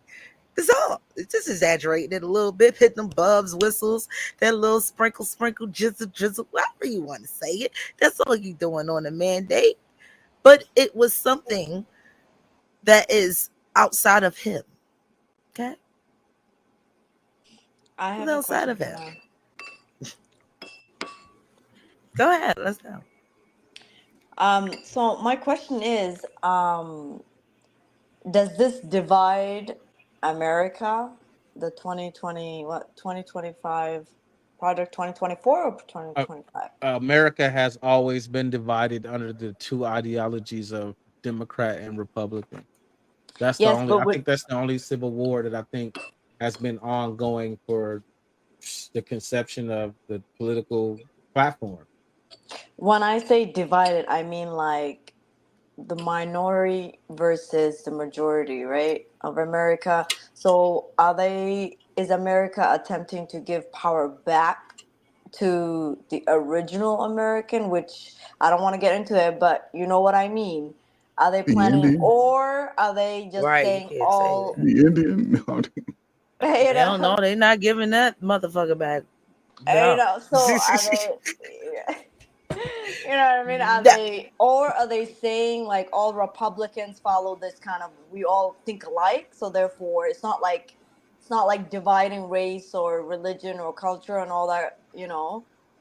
Like I read it, I read it. It's not really like separating colors and stuff like it's just separating this is what Republicans believe and this is how we're gonna go about it kind of idea. Well, you got to Which understand that the original separation that was in the Americas during the time of the 13 colonies and all of that was classism. And that classism is basically what they want to go back to. And that classism just means if you don't live where we live, you don't have the stature that we have, is the status that we have, you're beneath us, you're nothing. Yep. Go ahead, Ferg. You had your hand up. no, I mean you hit it right on the point. I just like that also that listen, everything about this, what y'all putting up on this screen today, is going to affect us directly as colored, big nose, big lip people. I don't care what complexion you are. You got to look at the true dynamics of the majority of where our actual race reside and live, inner city, urban cities, um, the least home ownership, the least family incomes, all of these things will affect us. And for some reason, if you understand, they write the document out, they think through the process to stay years ahead of the common man. And down these policies will come into play. And us as colored people, guess what we're doing? I love the fact that you're bringing this information to the forefront, but we're talking about stuff way less trivial than this. And it will, as long as it will divide us we got an election less than 6 months away, Right. and we don't know any of these things. And all of this stuff is by design. This new president, is you got to look at two sides. If they both are old, they up in age. Ain't no more guaranteed good years. And I think y'all in y'all 40s, so I think y'all would like to be here another 40 years where you don't have to just struggle and strife. If you ain't got a retirement plan, then you might be struggling because Social Security and income tax, and retirement pays itself forward. So if you're not putting in that time 40, 35, 40 years from now, you're not going to enjoy anything. But that's what process does. They can fire you on the spot just if you 5 minutes late. If you spill coffee on your goddamn work clothes, ain't no more money. And people are not gaining the skills needed. It's more of a talk to talk. So if you want to change your life, follow this rule and it'll change your life. Other than that, shit, black folk, we still arguing about trying to raise a family. Income going worse and worse. Shit don't make sense. Shall I play, people? Can I play? And he will certainly indict his political opponents, his political enemies, when he's president again. To be president, and I see me very badly, they would be out of business. They'd be out. They'd be out of the election. Out of business. They'd be out of the election. He knows what he's doing, and now there is an infrastructure to support him in every single one of his autocratic goals. I want Project 2025 to be the first thing you think of when you think about 2025 should be at the top of your list when you're thinking whether Biden should run or who should replace him, whether he's too old or whether he's handling the Israeli-Palestine conflict appropriately, whether he's best suited to address the economy. We need to be able to balance pushing Biden to do what we want and need him to do with the very real possibility that this could be the election that decides the fate of our democracy. And while the left is fighting, the right is organizing, planning, working day and night to implement this agenda. Just a few months ago, the Heritage Foundation held a leadership summit and dedicated a significant portion of their time to Project 2025, specifically informing the conservatives in attendance of their agenda and making a firm call for recruitment to staff the cult surrounding the next Republican president. Things aren't going to change unless you commit to serving our country. We want to make sure that the plans that are in place have been vetted so that the person knows not only what argument and excuses come in their way, but what the answer is, and have the trust of a movement-wide effort led by the Heritage Foundation to make sure that they know that it's credible and it's conservative. This time, we have a secret weapon. This time, we have Project 2025. By learning from the experience of former conservative appointees, we can overcome common obstacles and get things done. The reason I got involved is because I wanted to be part of a movement-led effort, and Heritage Foundation has used their influence to be able to convene the movement. We can be ready to hit the ground running on day one of the next administration. In the wise words of Morton Blackwell, you owe it to your philosophy to study how to win. Project 2025 will ensure a conservative agenda is ready to roll on day number one. Make sure that we as conservatives are prepared to hit the ground running January 20th, 2025. To learn more, go to project2025.org. Hit. All right.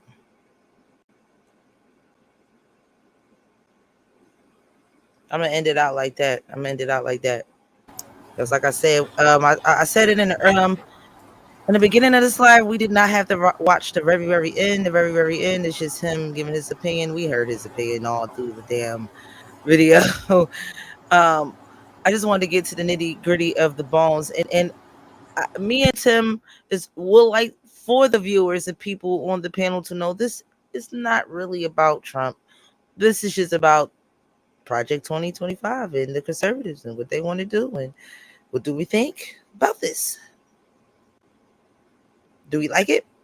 Don't we like it? What we don't like, but what do we like?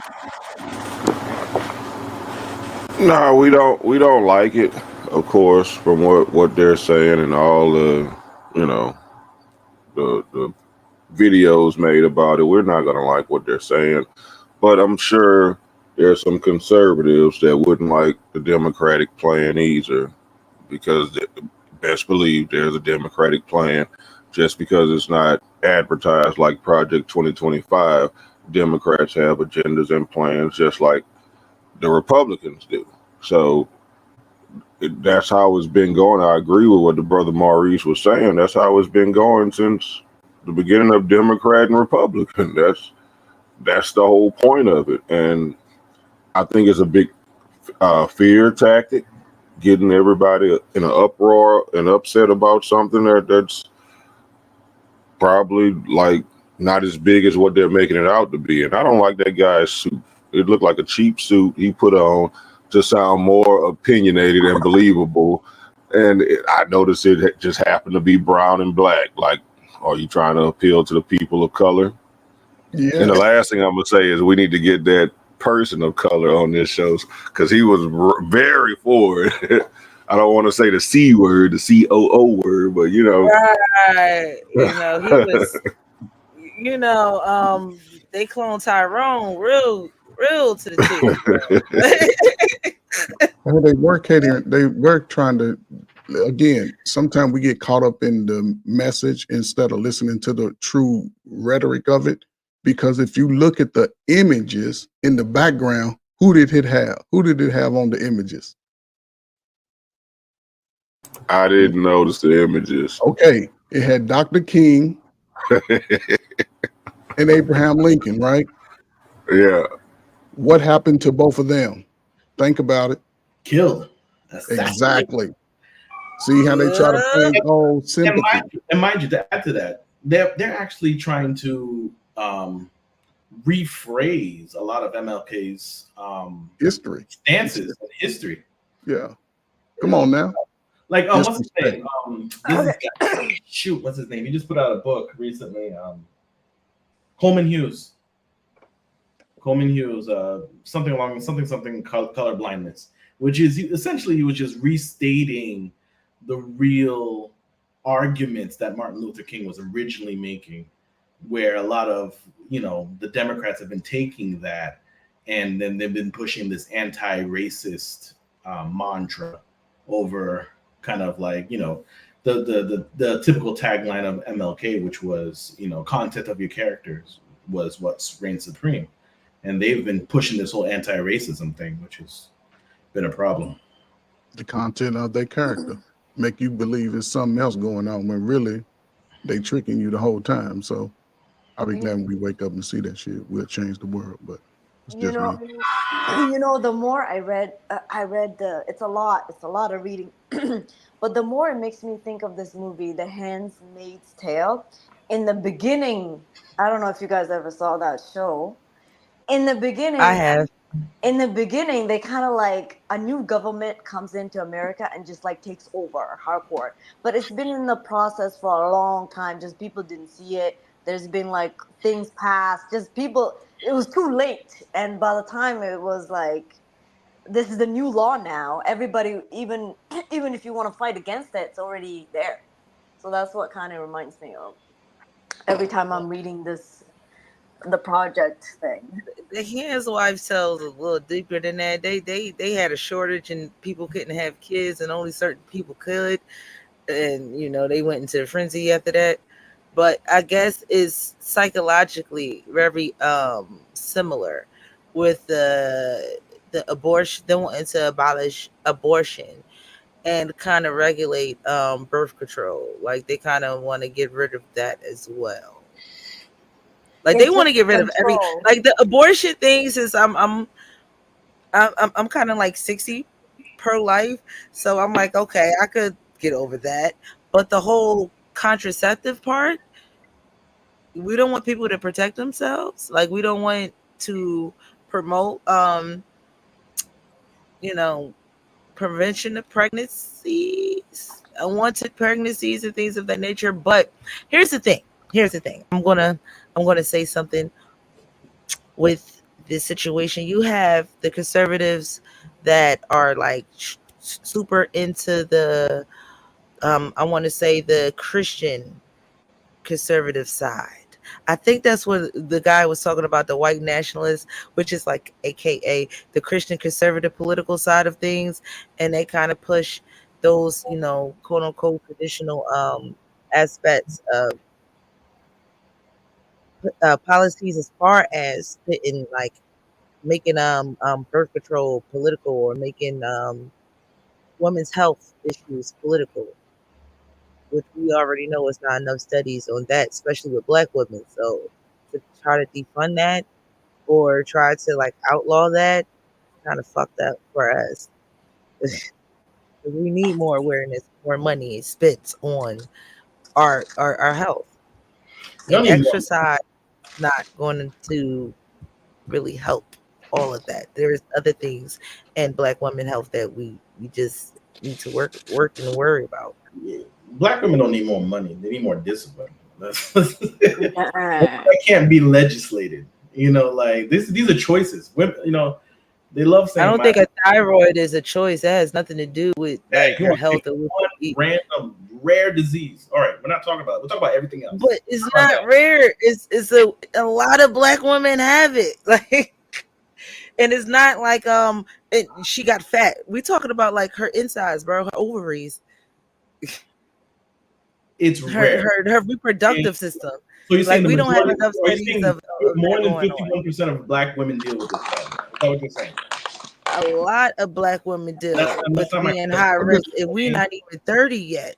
What did I miss? Are you saying more than 51%? Well, I was saying that he wants to defund a lot of women's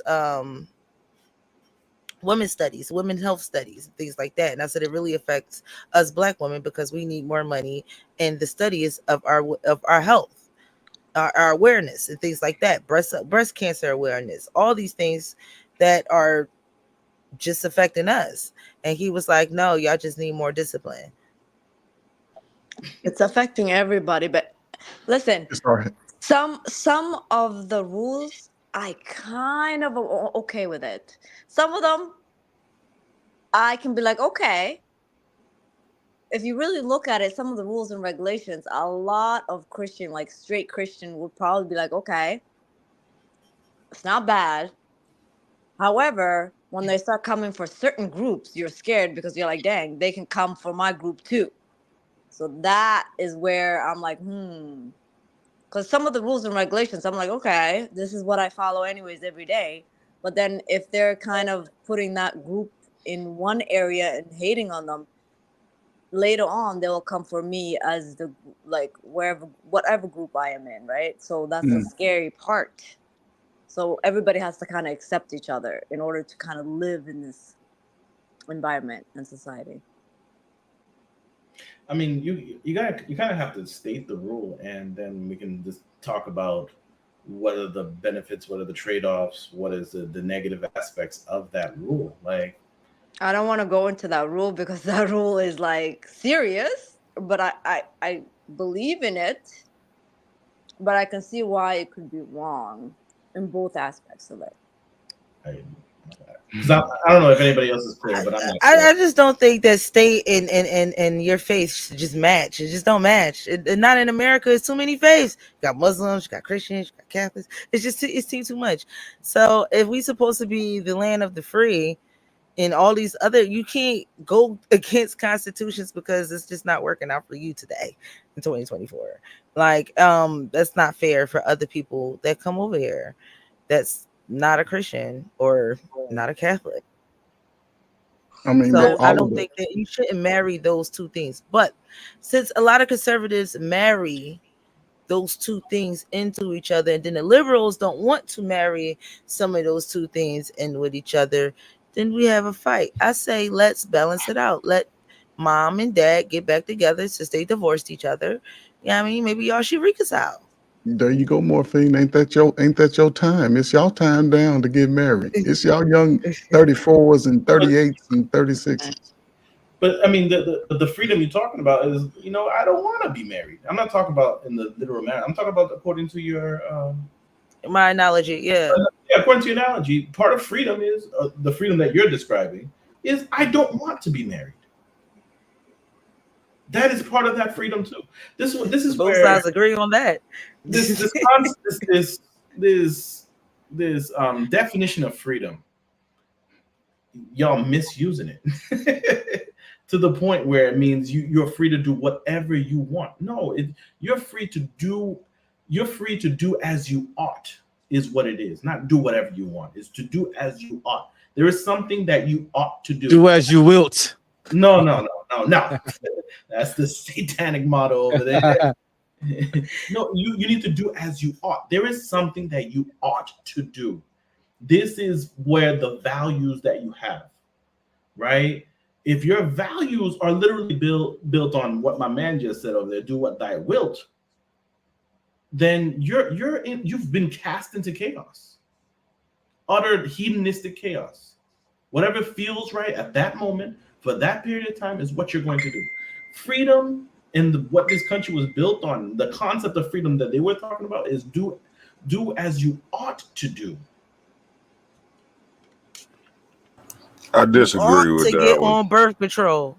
You I ought disagree to with be that able to because have the right to get on birth control if you No, want to. you ought That's to what you not ought. get on birth control. That's not pure in the woman's Let's life. hear Neo's disagreement. my disagreement is you ought to decide at 38 years old that you were born the wrong gender, and you ought to sit there and say and make everybody else conform to your delusion that you're another sex, that you weren't born.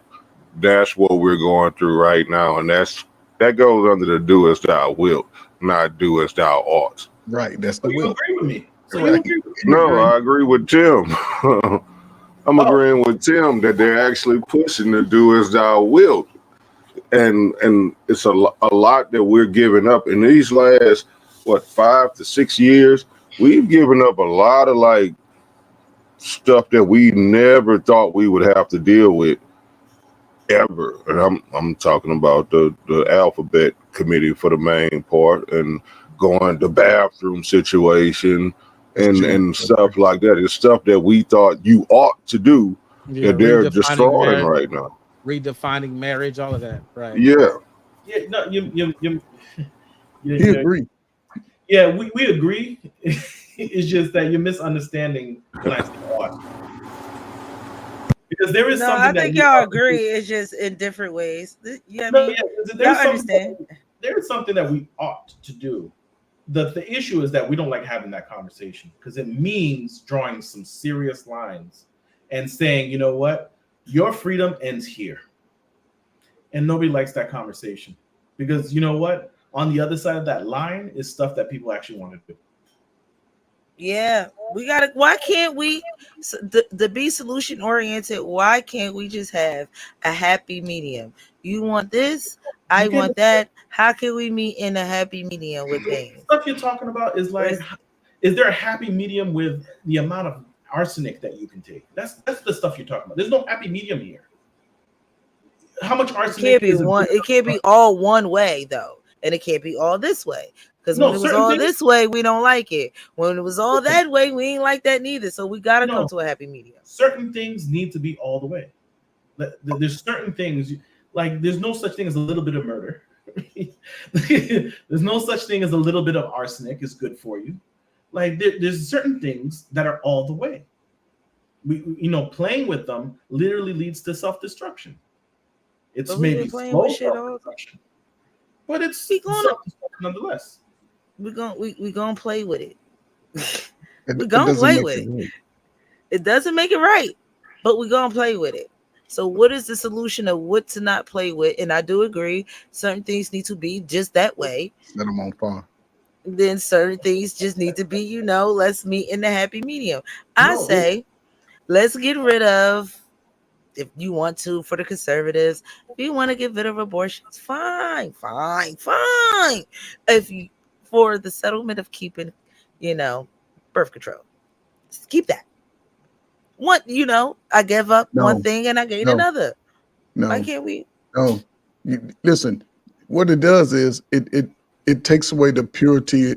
It takes away an opportunity for purity from a sister, because we know the results. They've been going on for 35, 40 years. There's been a lot of young, unwed pregnancies. A lot of young brothers and sisters have been born under this dynamic for the last 40 something years.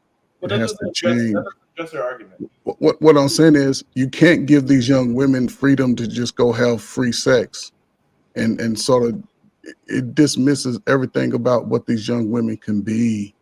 We have to take that away, and you have to. It's just all about education at this point. We still having the same amount of babies. I You know what I'm saying? And there's still the same disparities that lay across the You board. taking away abortions and you giving them no, We're the not doing. Hold up. option no. of I want to. birth I want to. control, Like which you you. have to stay under a certain I way, want to drop my like my disciplines on interpretation in that. here.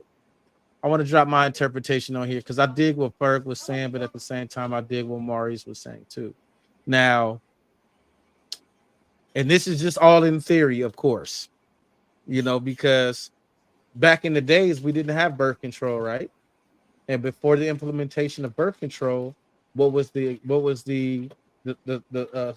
social norm was women were more cautious of what they did with themselves, right?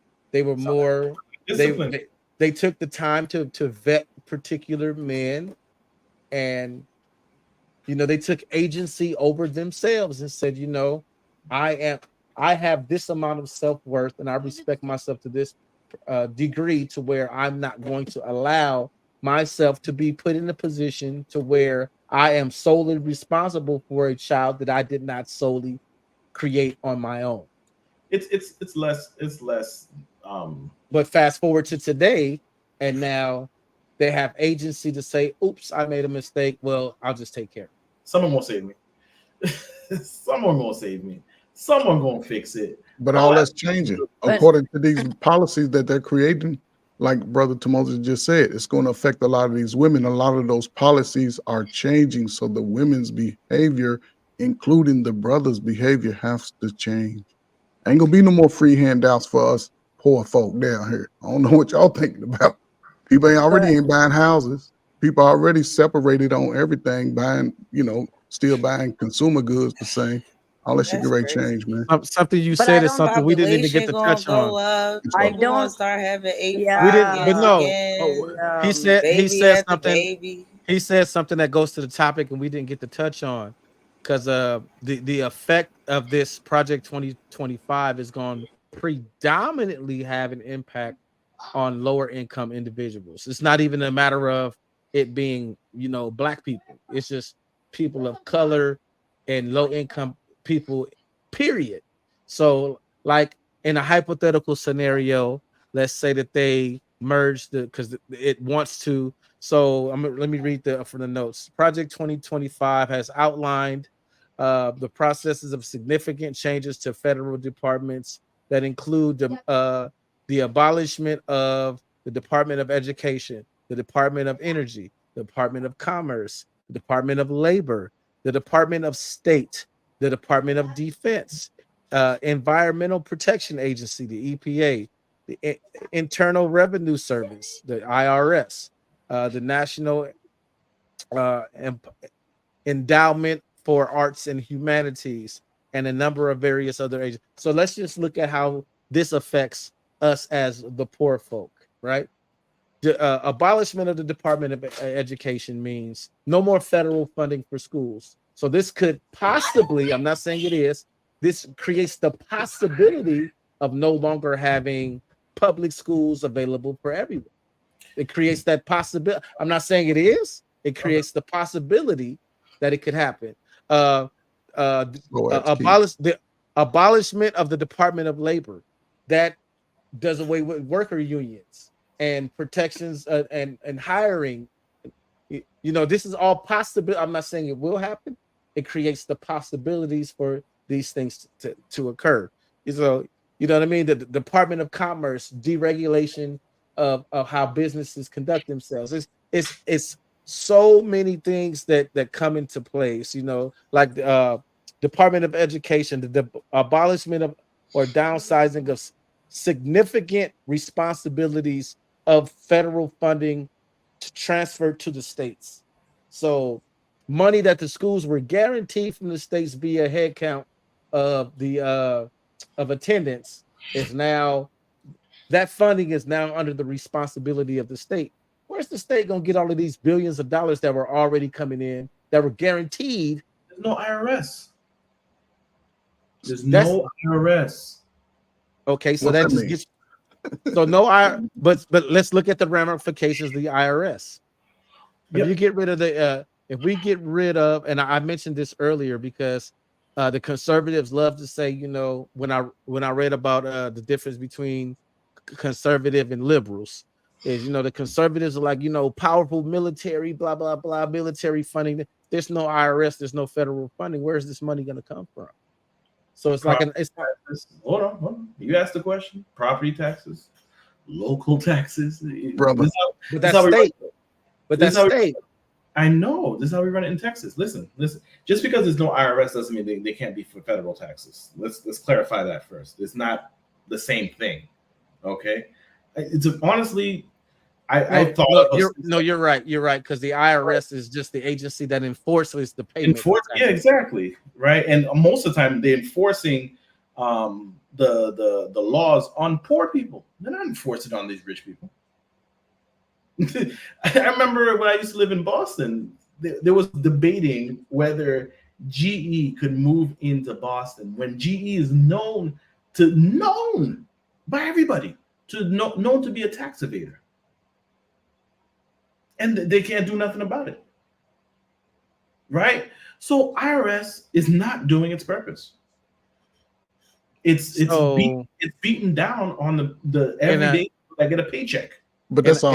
In a hypothetical, so Maurice, in a hypothetical scenario, because what you're saying is true. The way that the IRS operates is, I got a friend that does payroll and taxes and stuff. Is Trump said it blatantly. He's like, I don't pay taxes because I'm breaking the law. I don't pay taxes because I'm smarter than you. So therefore, there are a number of laws and regulations in place that protect wealthy people. So Change that wording. It's not about protection. Well, It's not necessarily protect loopholes. Yeah, you can't write a law with no holes in it. Right. So this is the thing, though. Way to finagle around it. Without the IRS to hold what little accountability they hold, what's the alternative? No accountability at all? No. Most of the taxes that come from businesses in general come from the employees, not from the actual business per se. Yeah, payroll tax. I'm here. So that's what it was always intended to be, anyways. But then because of the whole tax bracket, I forgot the name of the term, but the whole different tax brackets and stuff like that. Tax brackets. It was an attempt to get at these business owners and have them pay taxes, right? But they still find a way around it. When you talking about have a system there, they get around it. Have no system around there, they don't get around it. So it's like, yeah, I remember it was a big news story. Can't catch. Right, it was a big news story that one year Amazon filed $0 in federal taxes. With all of our protections.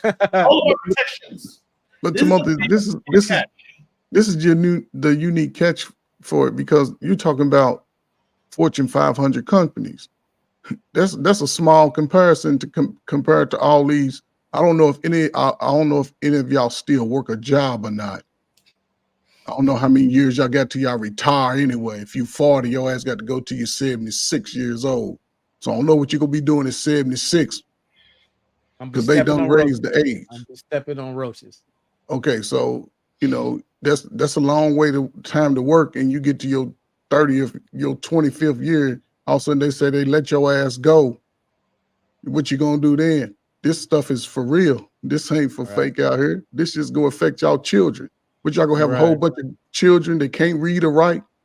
And that goes to the department, and that goes to the abolishment of the Department of Labor and deregulating labor. The state, look at the states where people of color live at. You think they gonna come and rebuild your house if the tornado come through? Hell no. Well, I can speak to the Department of Labor too. Ain't gonna be no Department of Labor, because either the young bucks ain't getting out there putting in no labor. All that stuff pays itself forward. And if they don't do that while they're young and in their prime, they age out. AI is coming to take their place, and enough immigrants. You got to remember, it's 2 wars going on at the same time.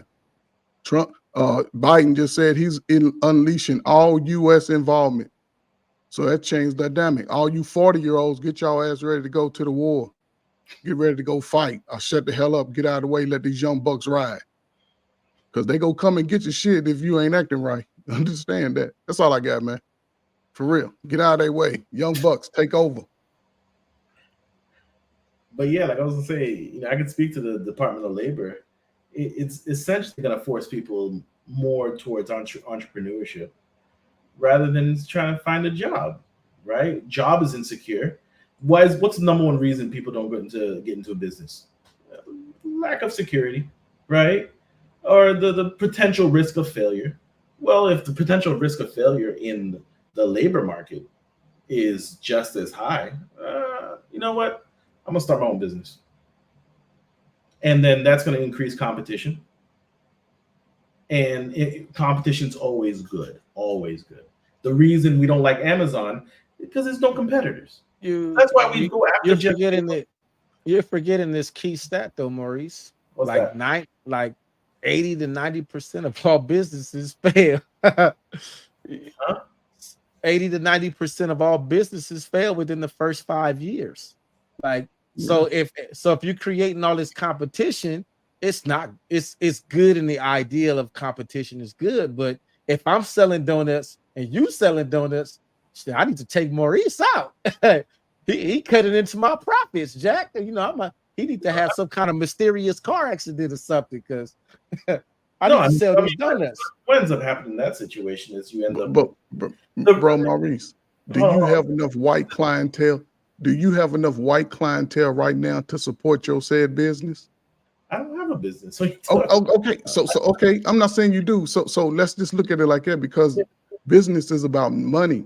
It's about producing money. And if most of us of color are not even getting in jobs where you can make enough money to pay our rent and pay our mortgage, ain't nobody buying no products anyway. Everybody's walking around with their hand out. Listen, I was So speaking in general. All right, I was speaking really really broad. That's just When you talk about the Department of Labor going right, prepare yourself. that's what I was answering. I wasn't talking Well, specific. even with that though, even with that, if you defund the Department of Regulations and the Department of Labor, when you defund the Department of Labor and you reduce regulations, what happens to the federal minimum wage? It's gone. So if the federal minimum wage is gone, does that mean companies have to say, well, hey, since the federal minimum wage is gone, we should start charging people less, because there isn't that's not that's not gonna happen. That's not how capitalism works. It's like, well, shit, that don't got nothing to do with me.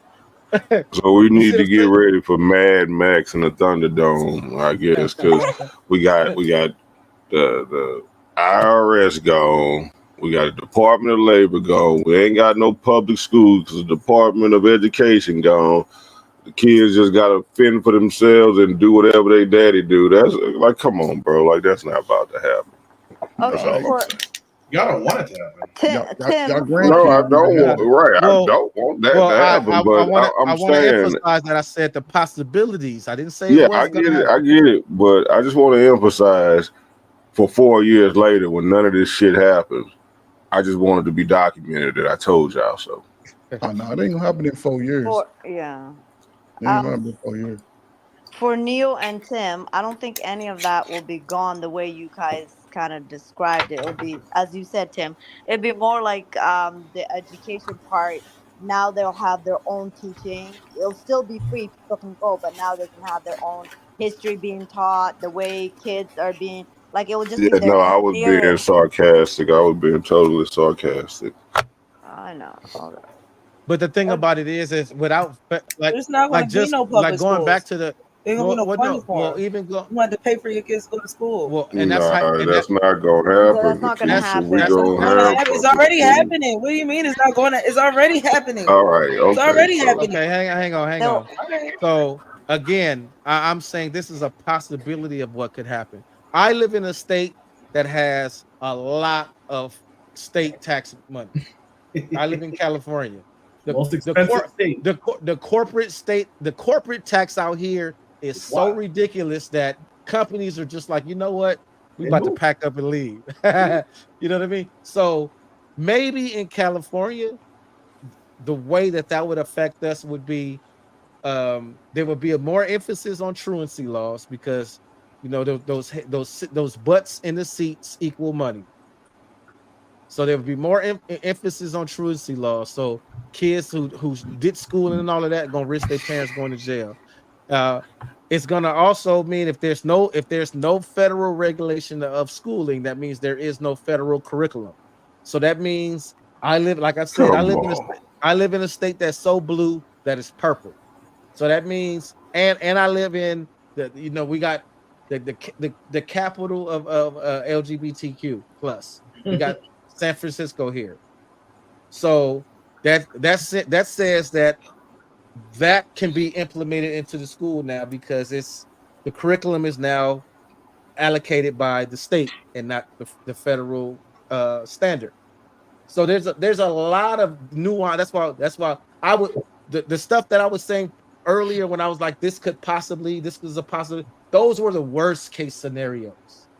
You know, that's the extreme of the extremes. The worst case scenarios, like the worst case scenario is this, but dialing it back, there's far other nuances that come into play that are just as harmful. And I land the plane. I don't know. You went through too many topics. You just went there and cut a knife through all these topics, and you're supposed to respond. I can't respond to all that. I mean, I did just finish doing the math on minimum wage, because I can tell you Texas right here. Minimum wage is the federal minimum wage of $7.25. Okay. And I just did the math, and there's 30 million people here in Texas, and 400,000 people are working at minimum wage or lower. That's literally 1% of the population that's working at minimum wage or lower.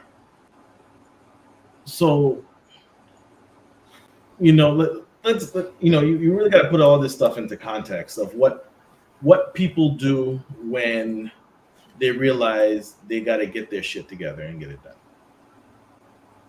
Instead of daddy government saying, oh no, we're going to help you out. I'm not saying that there shouldn't be safety nets, because you don't want people to fall to absolute poverty.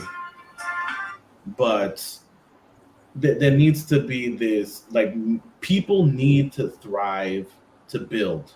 If they don't have that, they tend to just lean and relax. It's like anybody ever have somebody over your house and they just stay a little bit too long? Yep. They just stay just a little bit too long, and you don't know what to tell them to get the hell out of your house. Like, a lot of people have gotten that way, and how they feel. Like, you sitting, you damn comfortable on welfare, right? Like, why are you so comfortable here? This is bare minimum. We expected you to go reach for more, but you happy here. Time to get out. Man, I just looked that up right now, and Texas follows the federal minimum wage of $7.25. Exactly. Hey man, California's minimum wage as of January 1st, 2024 is $15.50. But when you look at the numbers, in reality, it all balances out to the same. Ain't no difference from Right. California minimum Right. wage. No, you're right. So Because y'all housing, that's twice as much as right. a little bit more, but twice as much roughly as the minimum wage in Texas. But the price of living in California is way more than twice the price of living in Texas.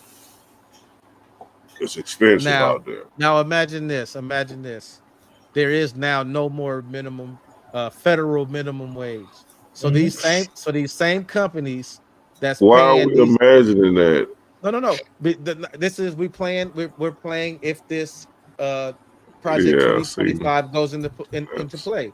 So if All this right. project, if the project goes into play, and if this possibility does become a reality, imagine, okay, well, minimum wages Texas is $7.25. We're going to remove this, and now employers can say, "Oh, you want a job?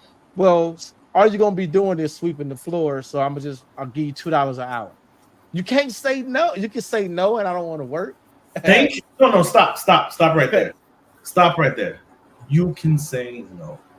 And one of the things I learned when people are applying for jobs, they don't say no enough. They hop on the first offer that they get, and then they stick there as long as they can't tolerate it. Then they try to find another job. You know why? Because you in a house that you don't belong in, that you're comfortable in.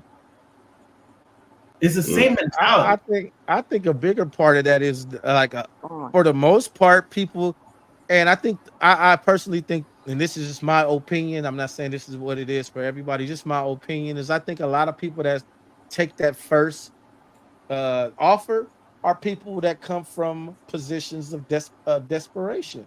You know, if I'm a dude and I got out the pen and I got a felony and I'm applying for. I done went to 35 interviews and heard no. The first yes I hear, I'm gonna jump on. I'm gonna tell them no, I don't want this job because it only pay $10 an hour. Listen to all the caveats you have to put on it. Is that the majority of people out here? Yes, that's the majority of life. That's the majority. The majority is that my kid. No, listen. The majority is the majority. Yeah, the majority of people is I got kids, I got bills, and I'm going on all these interviews, and everybody telling me, sorry, Mr. Tim, but we gonna go with another client. We're gonna go with another applicant. Sorry, Mr. Tim. The first person, after I hear 25 no's, the first person to say yes, I'm gonna be like, hallelujah, thank you, Jesus, I got a job. You see? I'm gonna say it like this: when you look on the back of your dollar and you see that pyramid on there, the majority of people is in those first 3 rows of that pyramid, and that's the bottom. I just want to say something, Maurice. It seems like you have options to like go to a job interview and be like, it's not really where I belong. I want to reach for the stars, and that's beautiful. And you know what? Mashallah for you. But majority of people, like Tim Assalamu alaikum, said, sister. they Assalamu. have majority of people, like Tim said, they have houses, they have kids, they have this, they have that. They don't have the luxury to be like, oh no, I'm gonna wait for better opportunities. They just have to jump on it, like you said, tolerate it and find something better and just continue on moving like that. They don't have the luxury to be like, oh no, I'm just gonna chill at home while something else comes in. I have Another thing. hold on. Another Wait. thing. Hold on. Before you go to the other thing, because I gotta address this thing. You are you assuming that I have the luxury to just up Well, and the leave? way you're talking, you're like, No. well, I'm speaking. people should say no. So I'm Yeah, thinking, no, yeah. I never said no. Even though That's I a have a problem. degree, Well, that's a it problem. Hold on, wait. That's a problem that you don't say no to certain offers. Because I'm gonna that's tell you, what I'm I'm gonna tell you, I'm saying. gonna tell you when I got my best offers is when I learned how to say no, and they get back on the damn phone and they say, you know what, we can offer you this, and that's when I say yes, right? Like It depends there's on a the there's market you're no, going into. there's a It certain depends on the market ability you're of going into. negotiating Brother Maurice. salaries. You guys is Brother whatever. Maurice, are you a Yeah. family man? Brother Maurice, are you a family man? Yes, sir. I Okay. mean, my Are my you? my family's a little disjointed, but it definitely. No, what I'm saying, you married, correct? If I'm No, I correct? was married. I'm divorced. Oh, okay. So right now, yes, you're living a single life. Have you been married? Have you just ended your marriage recently, or for some several years now? I was married for 12 years. I don't know if that helps. No. When did it end? What year did it end? How long ago? Maybe 8, 10. Like 5 years, maybe. Okay. So you've been living a single life and taking care of yourself and doing well for yourself, right? Okay, yeah.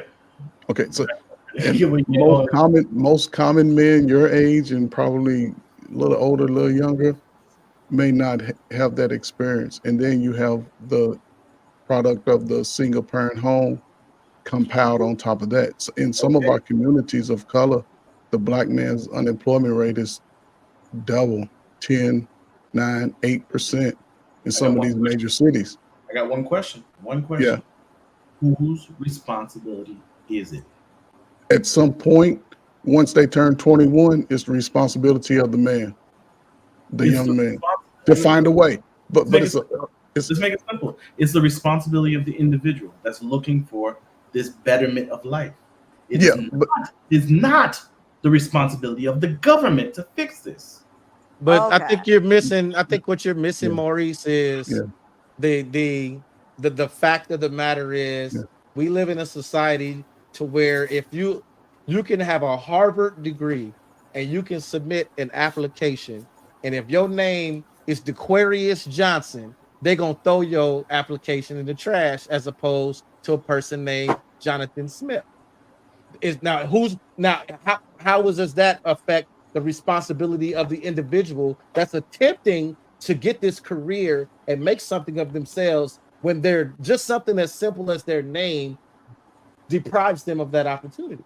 Maybe Miss Fields could help me out with this because she posted a wonderful Thank you. video that was amazing, and I think would address this whole situation of it was like one of those Dar Man videos or whatever, and the father gave his daughter a watch, and she took that watch to the pawn shop, and they offered her like $100 for that watch.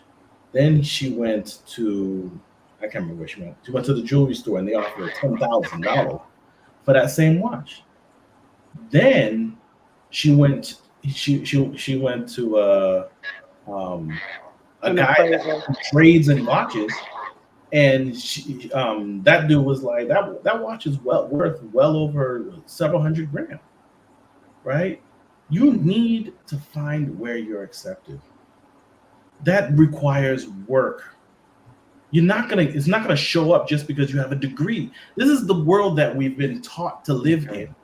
You go through this process, you go through the mill, and then you expect everything to just fall into your lap. Okay. It doesn't work that way. I agree wholeheartedly with what you said. That is absolutely a fact. Now,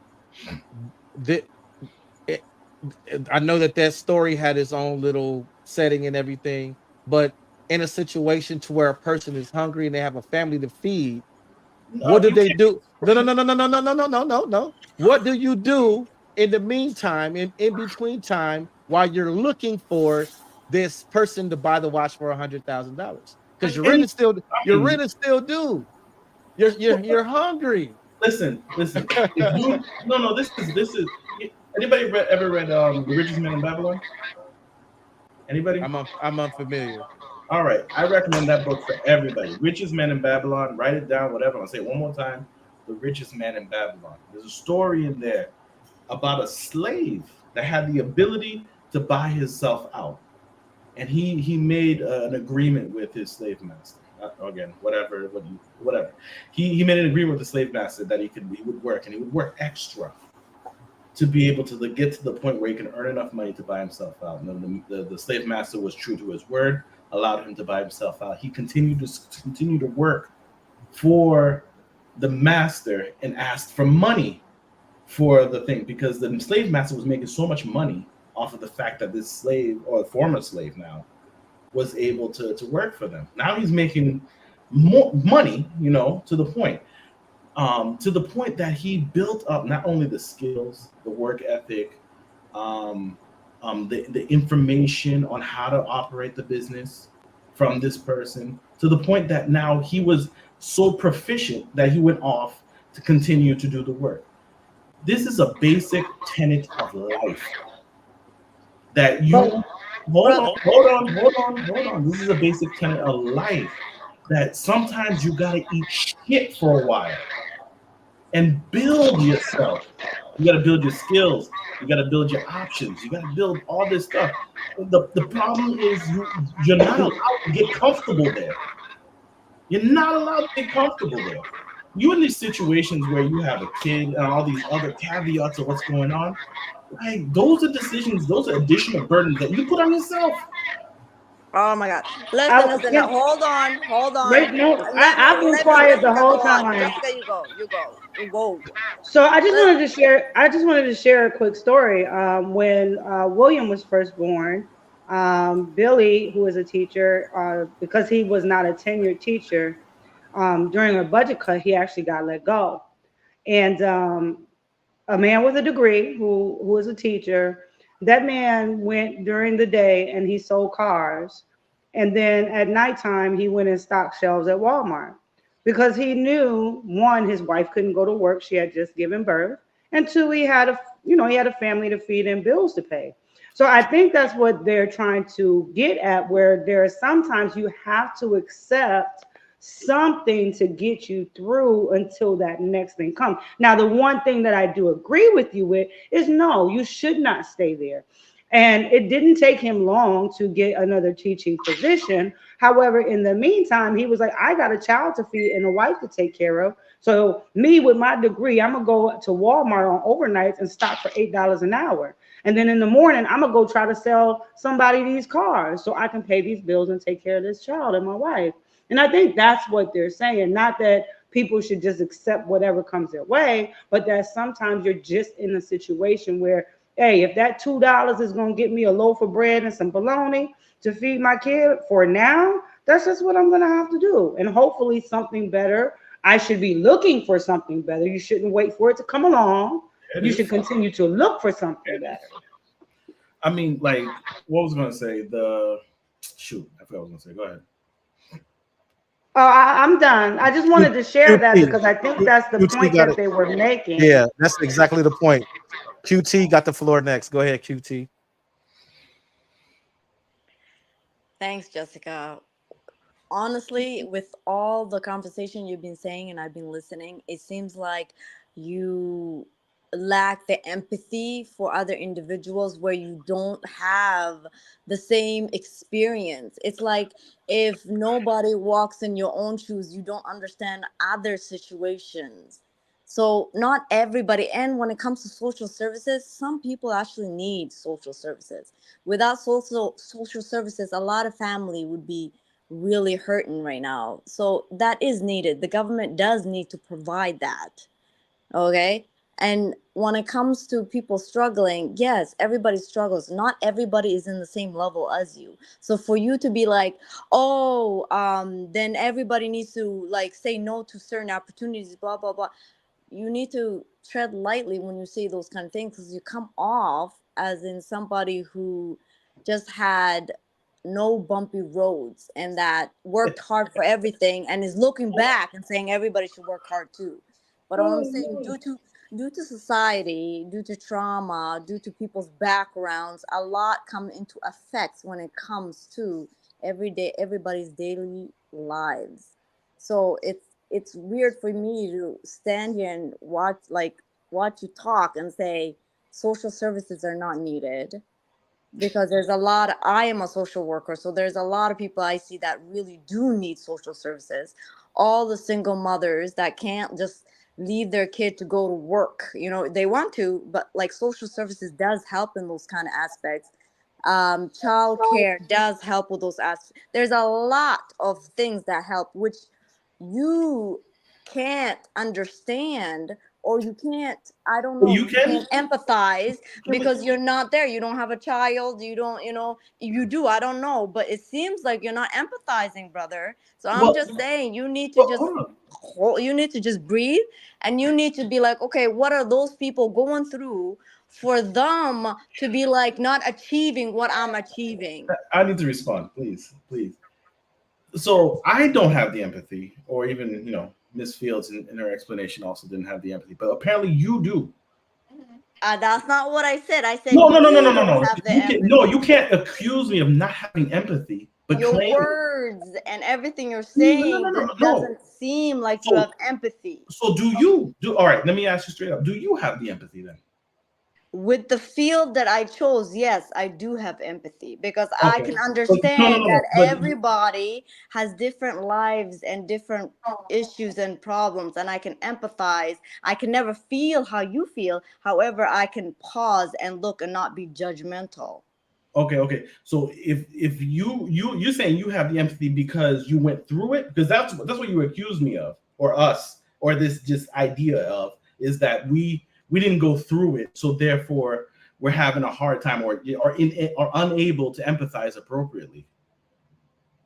Is that what What you're I'm claiming? what I'm saying is, the information or the way you're talking about social services, the way you're talking about how everybody should just wait for the golden ticket and people should just try hard and all that, is looking like you're lacking empathy in certain aspects of life and how people are going, what people are going through.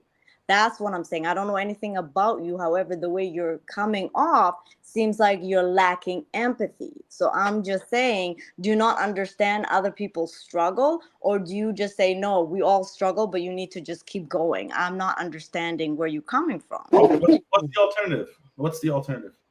Don't keep going. Is that like don't keep going? Is that the alternative? What I'm saying is people keep going.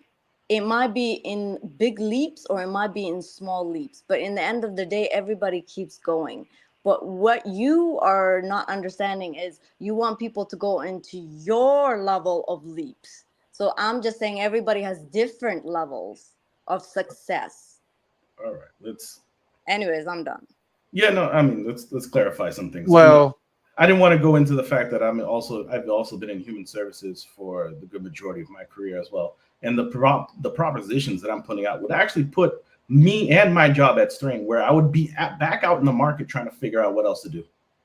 So let's not talk about I don't have like skin in the game here in the ideas that I'm putting out here. They would affect me directly if certain aspects of what I'm talking about were put in place. okay, well, let me come out here and throw out this big 60-40 right here. We've been a long time and I haven't had no 60-40. So let me 60-40 y'all up right now. All right. Social services is absolutely a needed thing. What is not needed is the abuse of social services. What is not needed is social services to be seen as a safety net for the mistakes that you make in your life.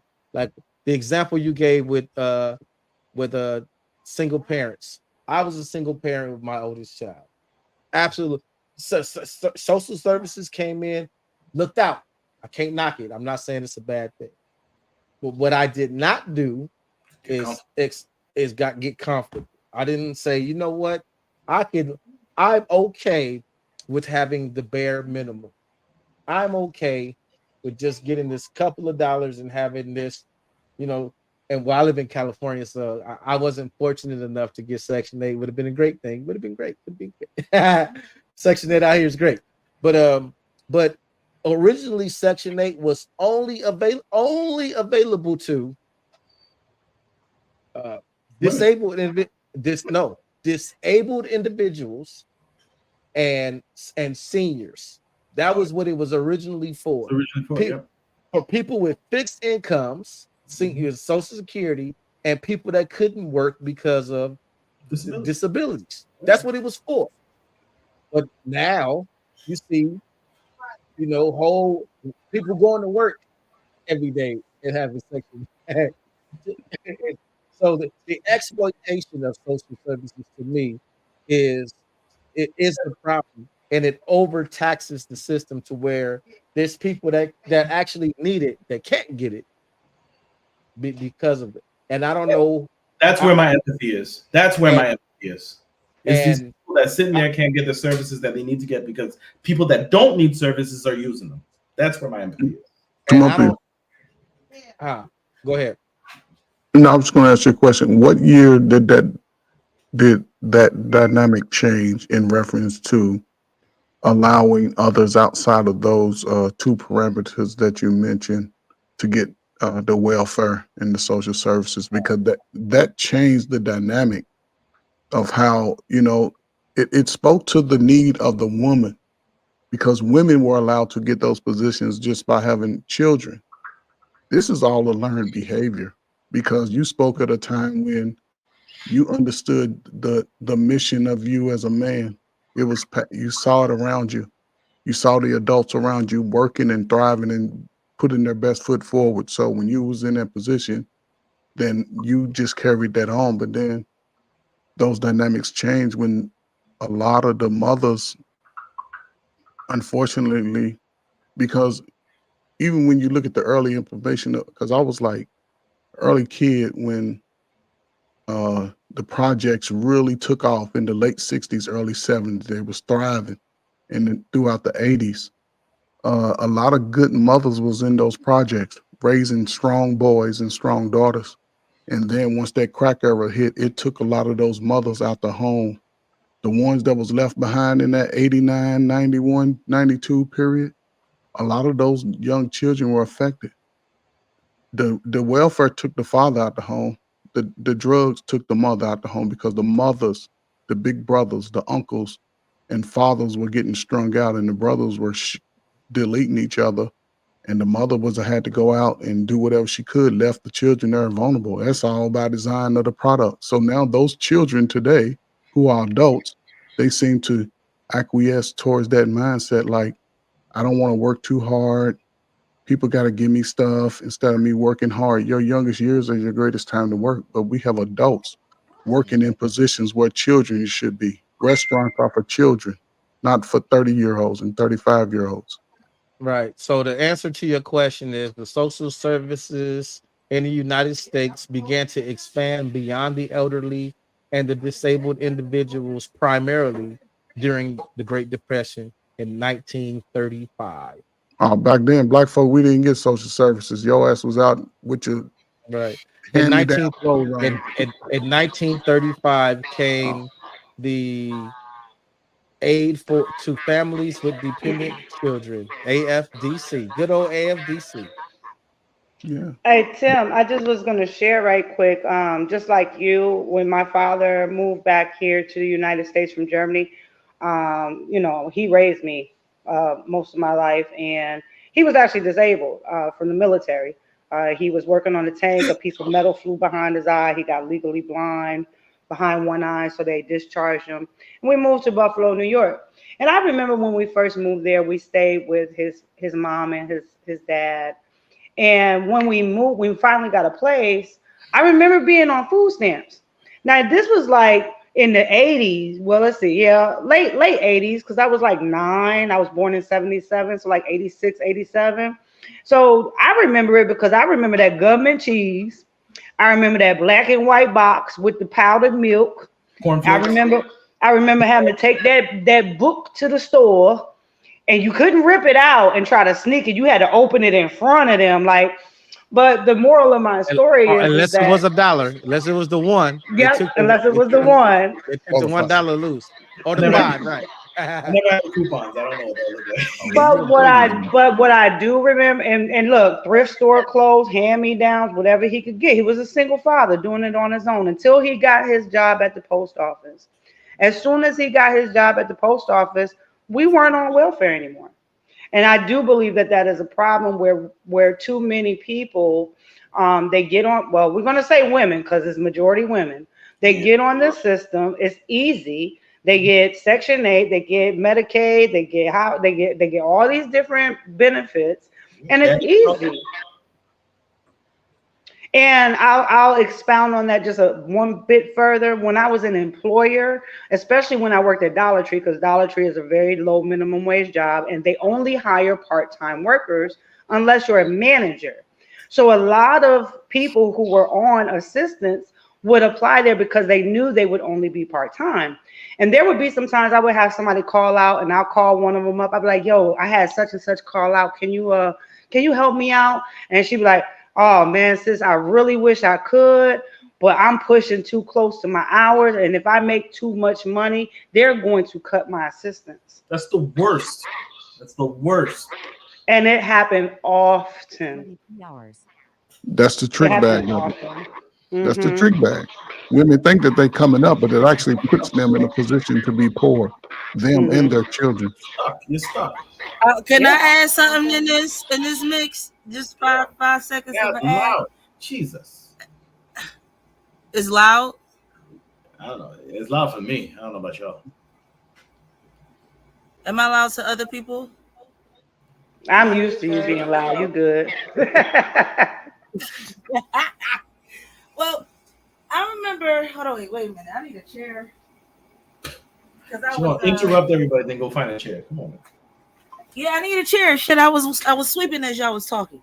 All right, so as a person that just got paid more than the average in Philadelphia, when they cut my food stamps off, right? I felt that thing. That thing was hard, okay? That just because I was making $16 an hour doesn't mean I didn't need them food stamps, okay? That's what they calculated. That's not what my expenses was. And I am a woman that pays for my child education. He does not go to public school. So all that adds up. Now, that's not an expense to welfare. They don't care about that part, okay? That is personal. That's my personal expense for my child to have a better education. Now, as far as my job's medical, it sucks. Bull. It sucks. It sucks. It sucks. It sucks for me. It sucks for them. Welfare has better insurance, better dental, better eyes, better urgent care. Shit, I didn't even know they started covering urgent care. That was a head's swipe. I was like, wow, that's pretty cool. My job don't offer all that. They offer that to the managers, the department leaders, but not us little people. So those are triumphs in the work in the labor field that we haven't overcome yet. If they still want to charge us the minimum of the minimum wage, they did tell us that since we're making over $30,000 a year, we don't qualify for free insurance anymore, or for the $240 that they're giving us to feed ourselves and our kids. Like, it's really not a lot. That's all I'm saying for those who got a job. So I understand why they be like, you know what? I'm just not going to work over a certain amount of hours. Me, I don't have that choice, because whether they give me food stamps or not, I need my money. Y'all can talk bad about California and the cost of living all you want. Out here, if you got something like colon cancer and you got regular public insurance, you just might have a problem. Because I'm an exterminator and I got PPO insurance. Like, so maybe I don't know if it's a California thing. Like, I don't got HMO, I got PPO. So The I don't PPO, know. PPO is supposed to be PPO better. is Yeah, yeah. much better. Yeah, PPO is much better. Right. Okay. Can I go? Hi. Welcome First, back. thank you. First, I just want to say I got a little heated up because social services is close to my heart. I'm sorry, Maurice. I'm woman enough to apologize because I was like that was too much. So my bad. All right, and it's true when it comes to America, social services is is needed because like you guys' healthcare, you have to pay for it, dental, all that you have to pay for it. But when it comes to Canada, certain things are already covered by your health card, I guess. You guys do a health insurance, do a health card. So like you can still go, everybody gets public health services. Everybody gets the same kind of thing, but when I only like social services when it comes to daycare subsidy because that really does help me.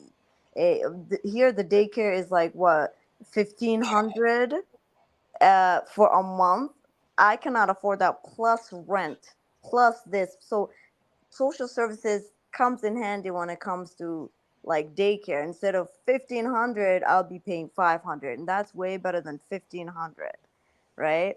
But I feel like I understand why certain ladies in America or don't want to work as much because then that would be cut off. Food is expensive. Nobody can get health care. And if you're working at what, a Dollarama or this, that, do they even give you health insurance? Probably not. So I get why they want to, unless you have degrees, unless you can go into higher and, the way Maurice thinks, you go climb up. I get it. But if you are working at a lower kind of, I get why people don't want to work full time. But when it comes to Canada, I don't know how you guys can do not working full time because here, every 2 weeks I'm calling people and I'm like, so are you going back to work? Where's your resume? Let me get you a job, all that. Because every 2 weeks or every month, like all your social workers call and then they're trying to get you off of social services unless you're disabled or you have mental health problems or you have a child who has like special needs and you can't really go back to work. Other than that, they're gonna force you to go back to work full time too. So I don't know if it works in Well, Canada. out here, my insurance is contingent on me working full time. If Yeah. I don't do my 40 hours, it affects my eligibility. Well, it used to. It actually changed. Actually, Obamacare changed that. Obamacare made it to where you can be part time and still get insurance. Tomatoes, it sounds like you have a echo in the That's background. that's Mrs. Fields. That's me. That's Go, why I only turned my go, mic on when I was going to go, talk. go ahead. Go ahead and speak. So what she's gonna say Yeah, though. so what you gotta say is what we can speak. I just was gonna say that we have to keep in mind that here in America, you have especially this younger generation, and I think brother Trey, said it earlier. You have a lot of the younger generation who watch their mothers sit on their asses and collect welfare, and then that transfers to them. And I can tell you that because I've heard numerous stories of students of Billy's who have literally said they're 12th grade, they're about to graduate, and he'll have that conversation, say, hey guys, so what you guys plan for the future? Where y'all headed? And there have literally been young girls that will sit there and say, I'm just going to beat the system like my mama did. And you have a lot of young girls programmed to beat the system. And don't we even have like where you can pass down Section 8? I think. Mercy. It's an inheritance now? Yeah, you can. That's horrible. Are you Tim, look it up. I could swear I saw that somewhere where you can actually transfer your Section 8. So let's say you go somewhere and you doing a little better, but your daughter has a daughter and needs help. She can transfer that Section 8 to the daughter. I might be mistaken, so don't quote me, but I read that somewhere a while back. I did hear about that.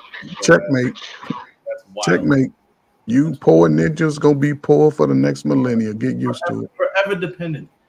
Well, that's something that Billy says, and he teaches that to his students. And I've heard him, especially like when he's doing like homebound and it's from his computer, and because he does economics, business, marketing, and finance. And he talks to his students like they his kids. Like he don't care. He give them the real deal. And he tell them all the time, he said, you want to know why y'all in the projects? Because y'all a damn project. They gonna keep y'all right there because you are a project. And until you get yourself out of that project, you ain't never gonna be a finished project. Okay, so Get here your it is. ass up. Remaining family members. If other family members are already a part of the household and are listed on the Section 8 lease and voucher, they may be eligible to continue receiving assistance. This often requires that the family member meet the program's eligibility requirements and have been living in the household for a certain period of time. So let's break that down. Can we break that down, bro? Let me respond to that because I just realized there was a tenant that I had that tried to pull that bullshit on me, but I wasn't. No, that job wasn't flying because she had a daughter, and there was 2 people listed on that lease, and I had her in Section 8. Literally, she was the last Section 8 I took from that point on because it was the nonsense I had to go through, and I would, required by Section 8, I got to do inspections. So I go over there and do inspections and stuff like that. Then the mother never there, just the daughter. I go to continue to do inspection. Next thing I know, the daughter is pregnant. Her belly big as hell. And then she gives birth and everything like that. And then I never see the mother, now grandmother, there anymore. She done moved in with her boyfriend somewhere else and tried to leave the daughter there. Tell me, listen, call me heartless, call me evil, whatever, because they weren't even paying the small amount of the, because Section 8 don't cover everything. They weren't even paying the whole thing. And I was like, you got to go. You absolutely have to leave. But brother, everything that just been mentioned is already pretty. That's probably one of the greatest clauses that the Section 8 worker tell the young lady or the mother that you could possibly pass this down, hoping that a landlord will feel sorry for the child and allow them to stay. So it's totally up to you. So I applaud you for that. But this is just the dynamic that sisters put themselves in, and I don't think they really understand it because that creates generational poverty. It's telling your children to not achieve anything, just be slow and dumb. And it's not just affecting the young ladies. Unfortunately for them, they're having children too young. They're being sexed out too young. And it devastates the young man because he's already been shown that he can achieve no greater than what his environment is.